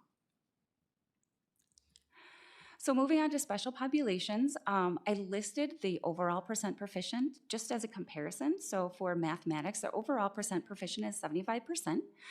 For the special population, students receiving special service or special education services were at 47. Students eligible for free reduced meals at 43, and students receiving English learner services at 41. So there's quite a big gap between all students and students in our special populations. The next slide shows participation in grade 11 on the math MCA. So overall, we had 69% of students participate. That's quite a bit lower than our grade 3 through 8 grades on the MCA. Our participation for the elementary and middle school is typically around 98%. So this is quite a big difference between the high school participation and the rest of the district. And I just pointed out there the percent participation for some of the groups who had the lowest percent participation. So our Hispanic, Latino, white students, and also students eligible for free reduced lunch meals were all below 70%. So quite a low participation from those particular student groups. Then moving on to reading, our percent proficient for grades 3 through 8 was 72% in 23-24, and the state was at 49%. Over the last 3 years, the percent proficient in Wayzata declined by 5 points, while the state declined by 1 point. For data by race ethnicity, the group with the highest percent proficient was the Asian student group, and the lowest percent proficient was the American Indian Alaska Native group at 24%. Moving on to special populations, again, all students in Wayzata were 72% proficient, and then special ed free reduced meals was at 44%, and then students receiving English learner services at 25%. The participation for high school reading is much higher than the math participation, but still lower than the rest of our grade levels for mathematics. So we had an 83% participation rate, and variable participation for the different student groups, but none of them below 70%, like we saw with the math. So moving on, the next set of data that I'm going to share is the ACT College and Career Readiness benchmarks. So a few things to talk about with the data from the ACT. It's a nationally standardized test that can be used for college admission. Sorry about that. It includes 4 different tests: English, math, reading, and science. In Wayzata, we offer the ACT to all 11th grade students during the school day at no cost for students. So we do that every spring. So last March was the last time we administered the ACT. Some students also take the ACT on their own on Saturdays during the National Testing Administration, so they do that at their choice, and there is a cost to that, but they do choose to take the ACT in addition to the date that we provide it in school. So the results in the next few slides are for students in grade 11 using their best score from all administrations. One thing I do want to note is that the data does not include students in 12th grade. So students do have the opportunity to take the ACT again, but we don't have that data included in the slides. We're looking only at students' readiness as of their junior year. The college and career readiness benchmarks for ACT are set to predict success in college level classes. So if a student meets the college readiness benchmark on the subject test, they have a 50% chance of getting a B or higher in the associated college course, or a 75% chance to 80% chance of getting a C or higher. So the first set of data, we're looking at mathematics, so that we're in line with what we've presented for elementary and middle school. We're looking at mathematics. So this shows us the percent of students above the college and career readiness benchmark to predict success in college algebra. So overall, Wayzata students in 24 had 64% of our students meeting that benchmark, and over the last 3 years, a decline in overall decline about 2 points. Just have to move forward in my slides here. Sorry about that. So looking at the data by race ethnicity for the 24 school year, or spring of 24 is when we actually give the test, the highest percentage of meeting that benchmark was in the Asian student group, and the lowest was the Black or African American student group. And it's quite a big gap, 86% in the Asian student group and 15% in the Black or African American student group. Moving on to special populations, again, overall, 64% of students of juniors who took the ACT met that college readiness benchmark overall, and for students receiving special services, it was at 21%, and students eligible for free reduced lunch meals was at 24% in the spring of 2024. Moving on to reading, overall, 61% of our juniors who took the ACT met the college readiness benchmark in reading, and that predicts student performance in college social science courses. Over the past 3 years, the percent of Wayzata students who took the ACT meeting that benchmark declined by 8 points. By race ethnicity, in the spring of 24, the highest, the group with the highest percent meeting the benchmark was the Asian student group at 80%, and the group with the lowest percent of students meeting the benchmark was Black or African American at 30%. And then moving on to special populations, just a reminder, overall, 61% of students who took the ACT in their junior year met the college readiness benchmark in reading, and for students receiving special ed services, it was 51%, and students eligible for free reduced meals was 35%. So the last set of data that I'm going to share with you is high school graduation. So the data that we are using this year to present the results relates to the state cohort 7-year graduation rate. So what they do is they look at all of the students who started in 9th grade and they track them through 7 years and then count how many of them completed the high school program for Wayzata Public Schools. So by doing the 7-year rate, we're including the students who are in special education and eligible to continue in their transition program. Students in special ed who meet the criteria are eligible to continue until they're 21 years, or I think 22 years now. So this includes students who completed high school graduation requirements through the transition program. Looking at our data overall, the class of 20, so just a reminder, because we're using the 7-year rate, we're going back to the class of 20. And our data from the state is most current up to the 2023 graduating year. So we're looking at students in the class of 2020. 99% of them completed Wayzata high school graduation requirements within 7 years. And there has been no substantial change in that percentage over the last 5 years. Looking at the data by race ethnicity, our highest percent of students graduating within 7 years was in the Asian student group at 100% of students, and then the lowest was the students in the Black or African American group at 96%.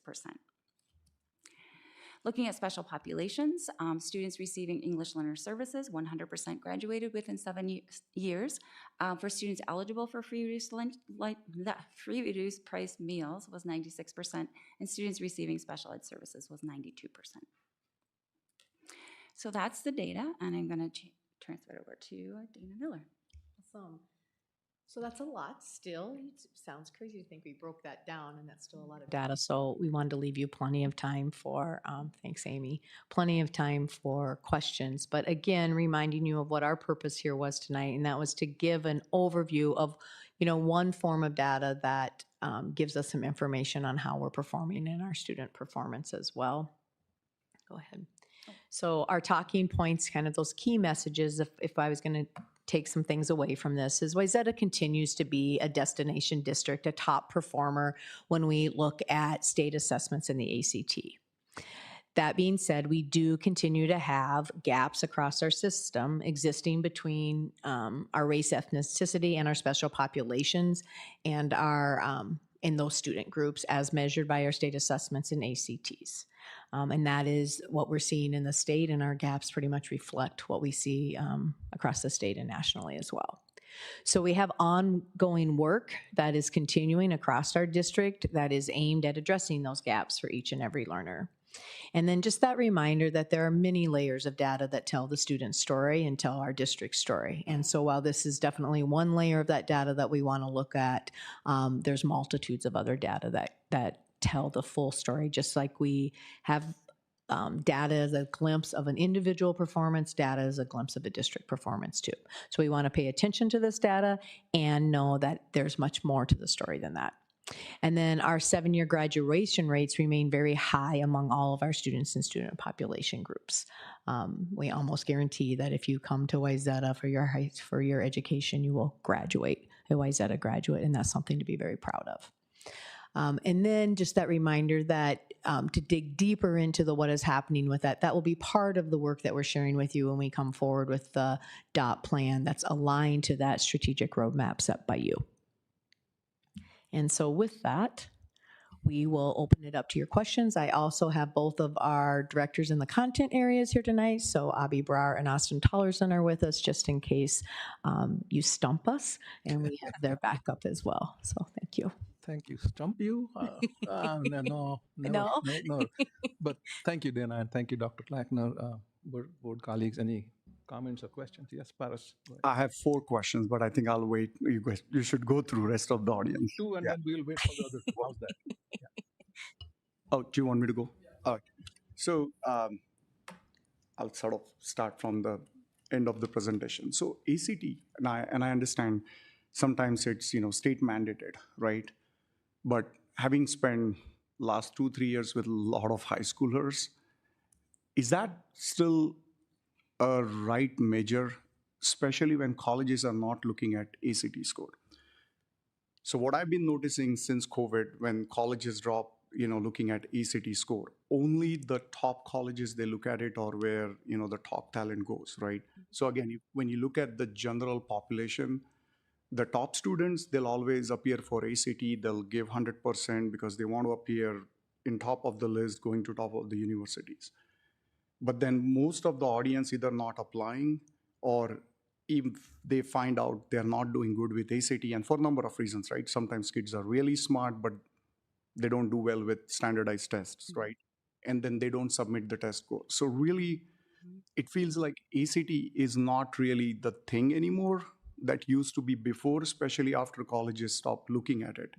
So have you noticing that trend? And the reason I'm asking this question is ultimately we have to look at this data and see what can be done to improve, right? But if the basic sort of mentality is like, hey, if I'm going to apply to this college and they're not interested in ACT, why bother, right? So what have been like your observation? Yeah, so we do have participation data, and we do still have a pretty high participation in the ACT. Colleges are changing a little bit in the future. They may be reinstating the ACT requirement.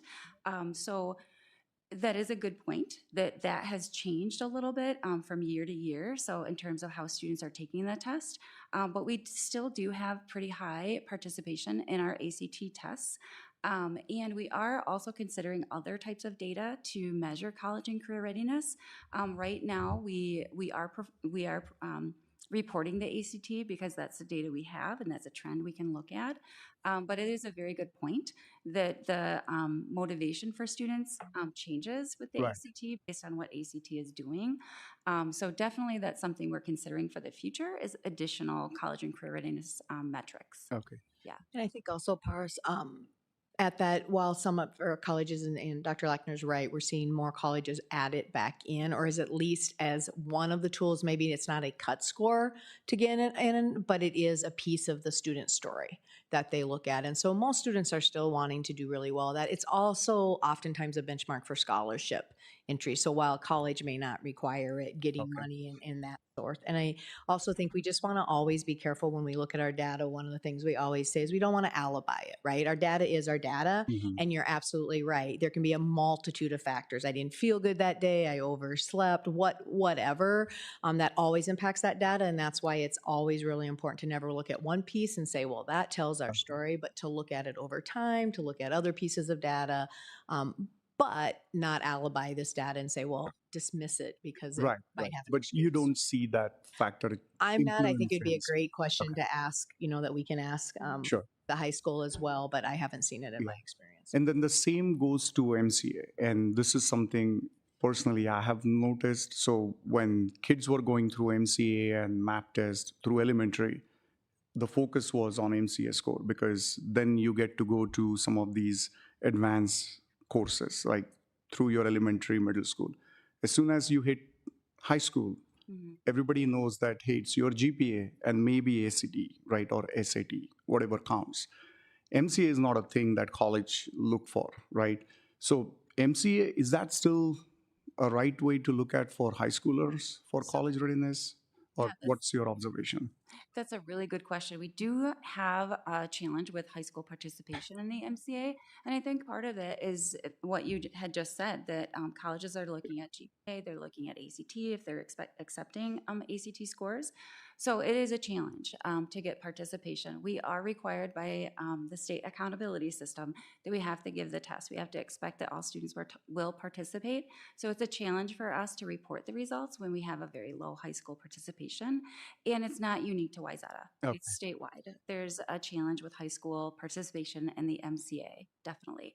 So that's part of the reason why I presented just the grades 3 through 8 data, but we are required in state statute to include MCA in our World's Best Workforce reports. Okay. So it's important for us to explain and tell the story of what is MCA looking like in our district. So that's why I included the high school participation. Okay. Yeah. And again, I'll let others ask the question, but that's where I was leading towards, like, hey, if we're going to look at actionable sort of, action plan, how do we even look at it when we know the data is going to be skewed, right? Like, even though MCA high schooler participation or outcome is not great, that doesn't mean they are ready for college because they might be doing just fine with their GPA and ACT or ACT.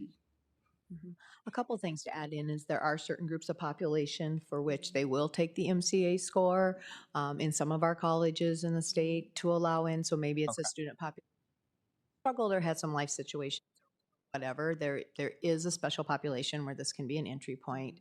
I think the other nice shift, and if you have an opportunity to geek out on the MCA website under MDE, they really have been working hard to change the perception of what MCAs are, which I think for those of us in education, we've been saying for, I don't know, ever. And that's that this is systems data. So what's good about the MCAs is it lets us know where we might be seeing how is our curriculum materials doing in meeting the standards? How is our instruction doing in meeting the standards? It really tells us across our 5th grade, right? How are we doing? Or across in math, how are we doing compared to other schools in math? That tells us system. It's not good data and never was on my student is making growth or not making growth, because it's a proficiency benchmark, right? So some of us may have had the privilege of having kids who met the proficiency, at birth. And so it doesn't tell us whether that we've grown those students in that grade. So in that name, if we could get our high school students to find that value, we are missing that piece of systemically when we look at our instruction and our curriculum in that, and we compare that to others in that. How are we comparing system-wide?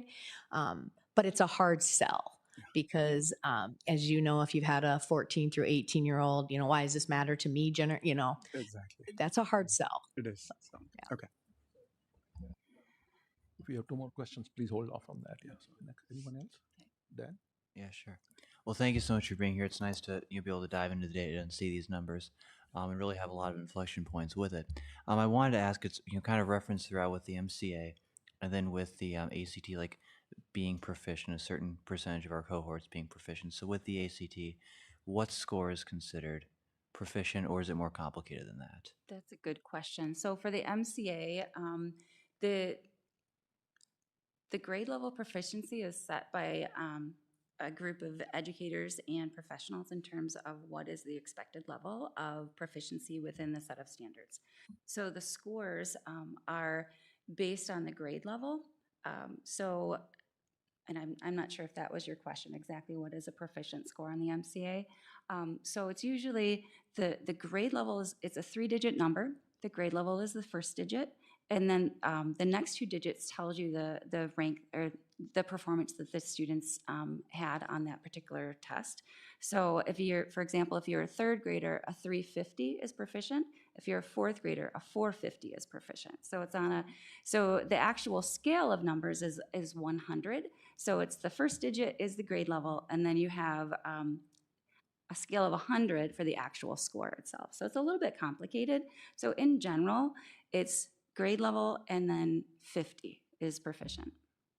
Okay. And then the ACT for specific subject areas, I believe, I don't have this memorized, I believe for math it's 22, and also for reading it's also 22. For English, I think it's 18, and for science, I think it's higher. But I'm sure we can pull up a chart very quickly.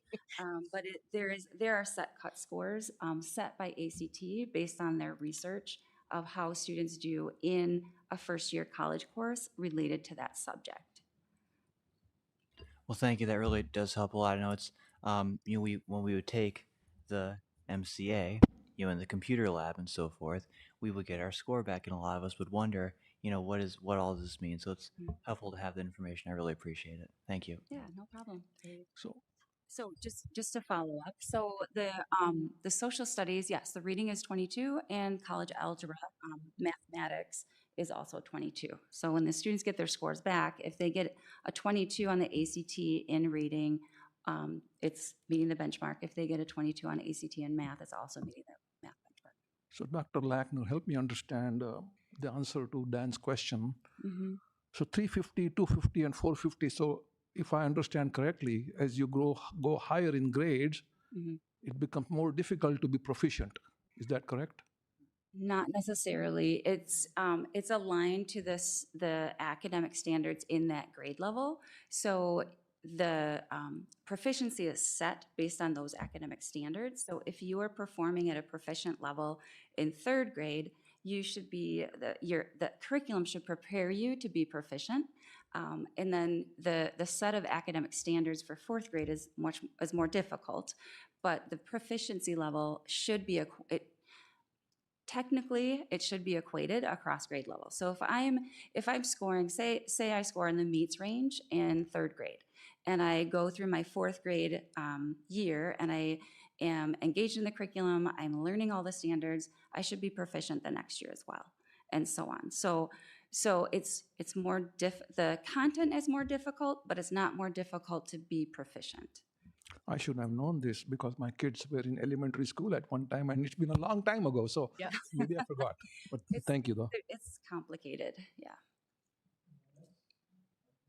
Mm-hmm. I have some clarification to ask. First of all, about MCA test, 350 doesn't mean that effectively if you surpass 50%, then you are considered to be proficient then? It's not 50% of like the answers correct. It's a scaled score. So it's based on the number of items you got, the level of difficulty of the item. So what they'll do is they'll equate your score along 1 to 100, or 1 to 99. So that if you score 50, then you're proficient. But then they also have another cut score up above that's the exceeds range. And that's actually different by grade level. It's about 63, 62 to 64, depending on the grade level. But the only two cut scores that are really set in the same for all grade levels is proficiency is 50 and above until you get to exceeds, and then you're in the exceeds. Partial is between 40 and 50. But to be clear, that's not 50%. No, it's not 50% correct. It's 340, 440, 540, 640. So every grade level, the cut point is at 40. If I can ask one more time. Partially And proficient. also about MC test results. So you told that obviously high schoolers do not participate as in bigger quantity as others. But I'm curious, if you would include 10th graders, how would your results will look like? Would we be able to look at it later? I think that's difficult to say because if we're looking at the participation rates, we don't have, the participation rate is different by student group. And there may be some student groups who predictively score higher or lower. And so if we have a lower participation in one group and a higher participation in a different group, it doesn't represent all of the student groups in an equitable way in order to say this is what our data says for all of our students, because they're not all participating in the test, and they participate at different rates. So it's really difficult to say, unless you get above 90%, it's difficult to use this data to say this is how all of our students performed in that particular grade level. And next question will be is, how would you explain that, to be honest, we are obviously out of COVID era, but if you look at numbers, unfortunately, numbers are going down. And I couldn't help then remember that when I was reading some materials, it almost looks like after Minnesota decided to reimagine Minnesota, all of a sudden our scores of students, I cannot help but look at the scores and see how they are going down. And how would you explain right now? I mean, things change. We are out of COVID, and some groups still did not come back to pre-COVID era. What is affecting them, other than maybe what we're doing at schools affecting students? How to say, how they feel about themselves, and to what degree this Reimagine Minnesota is helping. In this case, I don't feel like it is helping, to be honest. So one thing just to share, when we're looking at our data for the MCA, we are also looking at students' progression across years. So when they're performing on the third grade MCA, we're really measuring their experience from kindergarten through third grade. And also, so you're looking at a cumulative number of years. And when you're thinking about the students who went through the COVID shutdown, the hybrid years, that has an impact. It's a residual impact for years to come. That doesn't mean that we don't accelerate their learning, that we don't do everything we can to accelerate their learning. And it's still in our data, and it will be there for the next several years. And so that's just something to consider. And like I said, it's not that we wouldn't accelerate their learning. It's just one of those one factor to consider when we're looking at the data, that there may be a COVID impact continuing for several years, and we still need to respond to it. Respond to student performance. Just to clarify, I was not meaning about that teachers are not doing their job. I mean, I was meaning that the direction the schools moved in. And to be honest, If it affect, I mean, I agree, COVID obviously affected, we can see it, but when you look at Asian, somehow magically they're doing pretty good. They're in the same schools. COVID did not affect them. What happened? Why? Obviously, Asians, I know typically they say they're very much so into learning and studying, but how come others who were showing higher results right now showing lower results?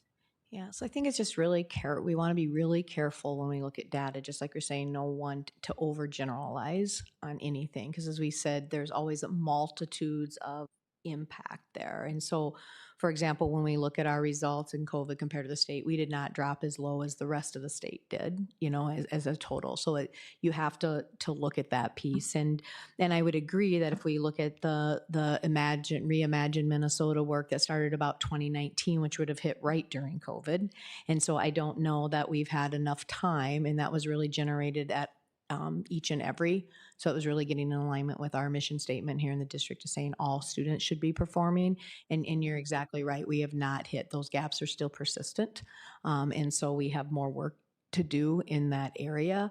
But the reasonings for that, it's not a linear cause and effect relationship is what makes education so difficult. It's not that simple. And so we just want to be really cautious to not overgeneralize on our data and to continue to dig into a multitude of hypotheses as to what triggers might, and it's some combination of everything. So.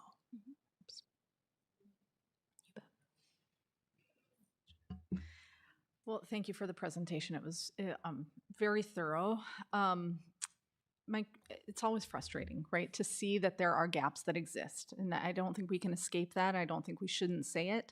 It's frustrating, and we see it year after year, and it's persistent, and it's not something that's different than the rest of the state. But what do you do once you have this information? What do we do with it? Where do we go with it? And how do we decide what the next best steps are to make sure that as a system, we're trying to make adjustments and make a difference for those student populations that do see a big gap from the highest to the lowest performance? Yeah, great questions.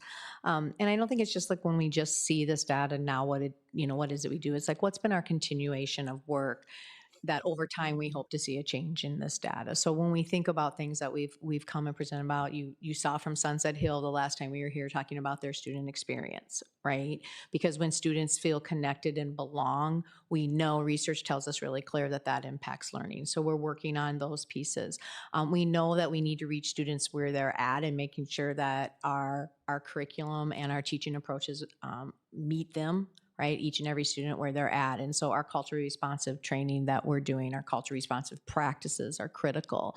Making sure we're selecting curriculum that is windows and mirrors to the students in our classes, because again, the research is really clear on that piece. Our work with the BILT and those strategic site growth plans. Every building has growth plans that are aimed at looking at our students who are not making aggressive growth, who need to. So some of those new screeners and some of that data that we're getting from FastBridge, I've really seen a lot of energy in our buildings around that work, because we can really target in on what students don't have this specific skill instead of waiting. We refer to this as autopsy data. These students are out of those classrooms now and on to the next set. So it always has a bigger impact when it feels like those are my students, or that. So that BILT and then the PLCs are really recommitting to the PLC process has been huge, and we hope, and we're seeing that impact. We were just looking today at a data system where we're able to track student benchmarks across each student so that we can have that teaching moment when we're using those win times or my times here. And so all of those little pieces, hiring the best of teachers, right? Investing highly in professional learning around our teachers, hiring a diverse workforce, retaining those people. Those are all pieces when we look at attendance data, building high quality schools that people come to. And I think the good news in this is, because Wayzata is such a high performing school district, if there is a school district that can unlock this code, it's Wayzata. And I think that's what makes it really exciting to be an educator here and to be doing this work, because every day teachers are looking at each and every student and saying, how do we raise their capacity and how do we do more than a year's growth in a year's time for these students? Both Abby and Austin with their teams and our coordinators unpacking standards to make sure we're hitting the ones that matter most, picking those high leverage pieces. And I could just go on and on working with our equity and inclusion department and really getting at that needs work so students are able to identify their needs and what they need in the classroom to fully engage in that learning. The one thing about education is we're data rich, we're just not always data responsive as well. And there's tons of research with Hattie out there on what are the levers that make the difference. So that teacher efficacy, student belonging, and we're really leaning into that work and then trying to match our practices with that work. And then over time, and it's not fast. Again, these aren't widgets, right? So over time, we hope that we continue. I shouldn't say we hope, because that's not a strategy. We believe that we will move the needle on that. And I see, every administrator, I think, like for example, with the high school, they're doing some really good work around that Wayzata portrait of a graduate, around making kids feel committed. They have some good data around their AP scores. So in that DOP, we're also looking at what are different ways that we can be measuring students or measuring our progress. So for example, who are the number of students who take and take an AP course, right? Are we getting to each and every student feeling like that's an opportunity for them and being successful? So figuring out other ways to also measure student success will be critical in this work. Sorry, I'll get off my No, soapbox. that's good. Thank you. I wanted to hear your perspective on it. I have one more question, Dr. Soni, if that's okay. MCAs and the MTAS are systemic measures, right? They look at the system, and systems impact the individual. So if you could tell parents why it's important for students to take the test, what would you say? I would say it helps us, it gives us information on how we're doing as a school district.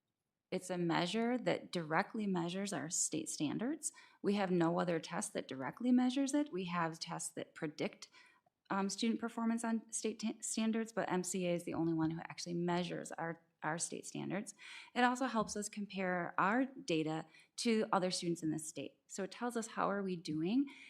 If we decline, did the state decline? If we went up, did the state go up?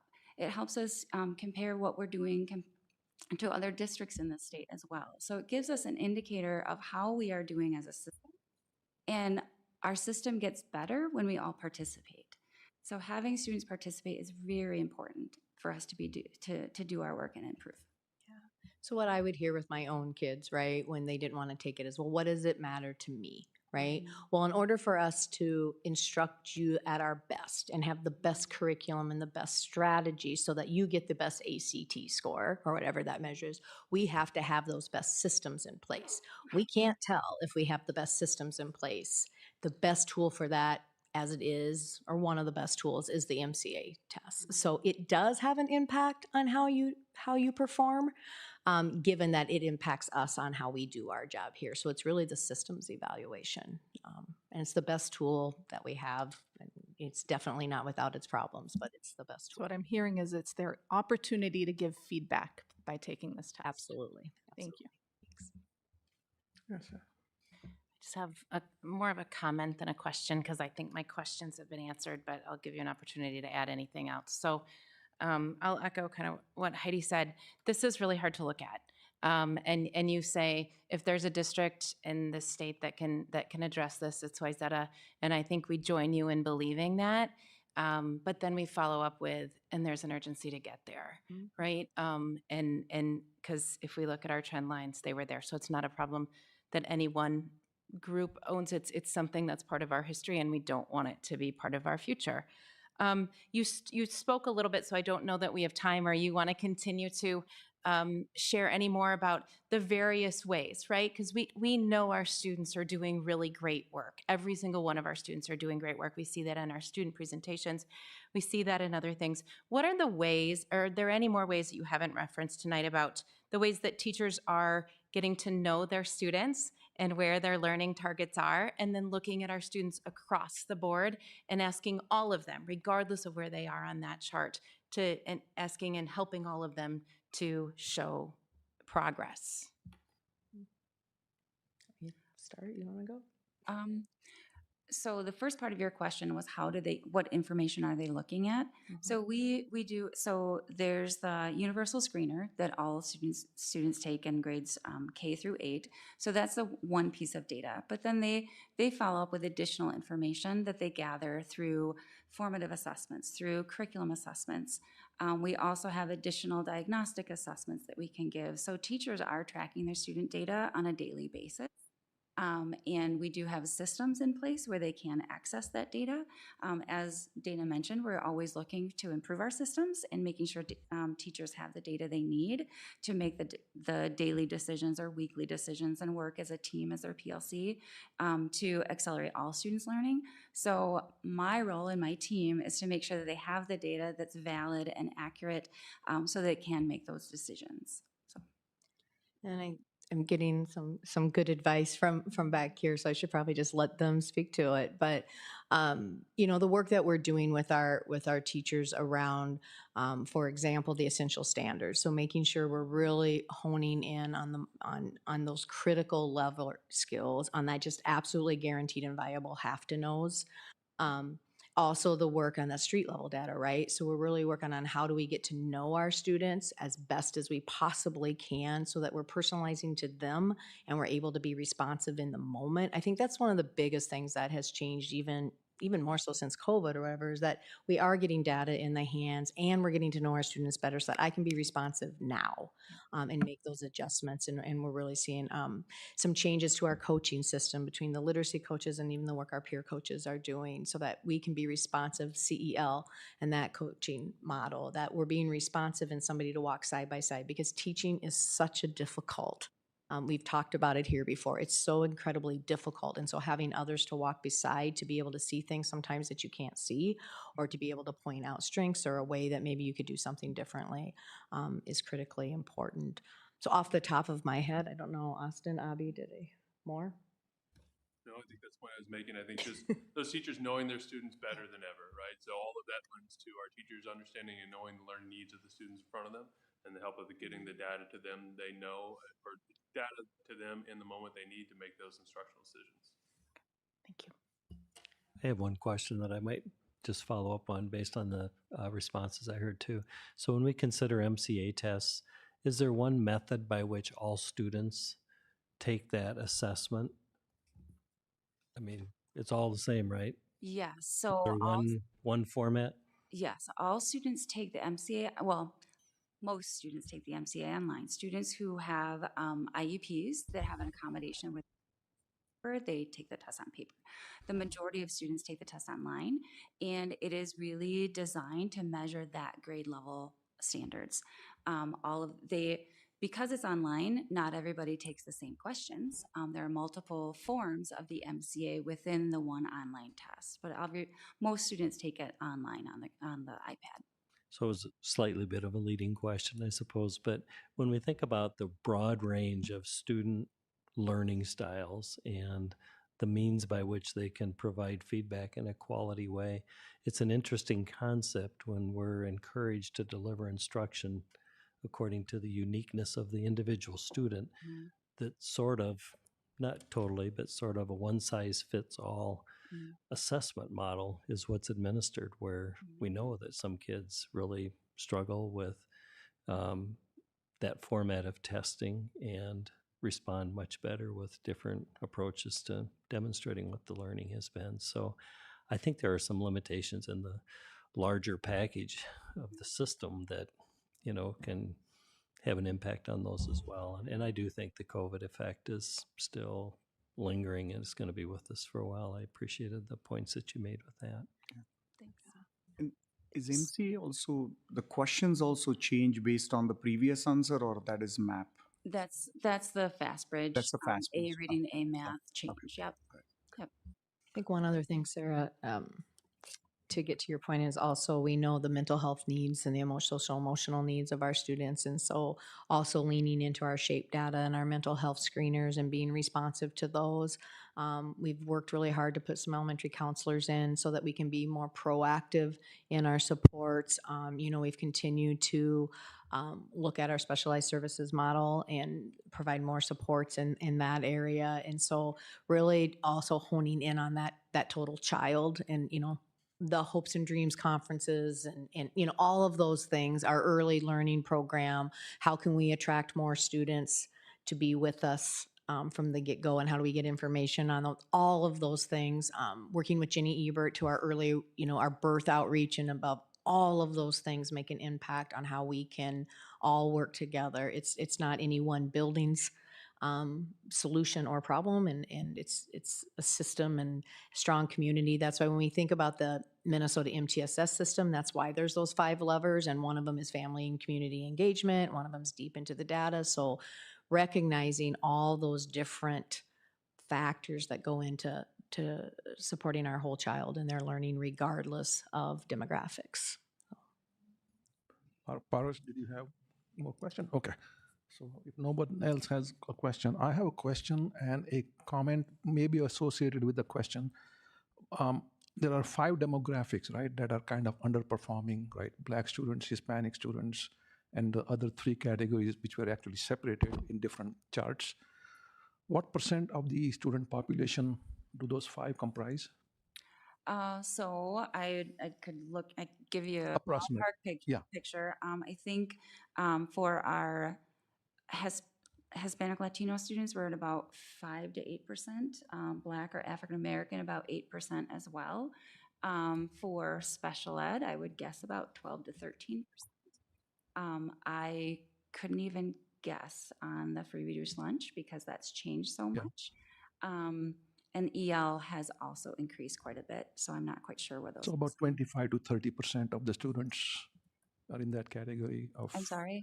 25 to 30% of our total students are the ones that are in those categories that are not proficient in math or reading. Is that correct? Not necessarily, because every group is because there's overlap between the groups. So a student may be receiving special education services and also has in the Hispanic Latino student group. So it's not, we can't just add the percentages together. We would have to look at them individually. So if you're looking at it by race ethnicity, you can look at the percentage, say for our Asian student groups and our white student group, they tend to be performing higher than the other race ethnicities. And I think for our white student group, we may be at about 69%, and for the Asian student groups, just above 20. Okay. So if you add all those together, then maybe about 15 to 18% of the students are in a different group. For special ed and EL and free reduced lunch, you really have to look at those individually to identify what percentage of students are in those groups. Okay. All right. Thank you. So it's more of a concern. So I've been thinking about this since I started on the board. We have students here that are not proficient in reading or in math at the elementary level. We don't know about high school, right? But the state and our school district, both, it's not just Wayzata's issue, I think. It's the state and our school district that has 90+% of the high school students that graduate. What is the disconnect? I don't get that. If you're not proficient in reading and math and you're graduating from high school, what are you doing for them as they enter college? So are they ready, really? So the MCA is designed to measure student readiness for college. And every district sets their own graduation criteria. And so I would say, obviously it's not matching up from the MCA to the graduation rate. So that's a really good question. One thing I want to just clarify on, I might have heard this wrong, but I think you might have said the MCA measures for college readiness. So Yes, and clarify yeah, that. so ACT measures college readiness. It's a college entrance exam, and when you're looking at the design of the MCA, which is a different conversation about how they're designed and what the intention is, the MCA is really written with the intention of students moving and forward to going to college, but it's not a college. Okay, now I've got to backtrack because in the MINSCU system, the Minnesota State Colleges and Universities, you can use an MCA score for admission and also not to have to take developmental courses. So I may have just explained a little bit too much and confused everybody, so I apologize. And for your question, the graduation requirements and MCA proficiency don't line up exactly.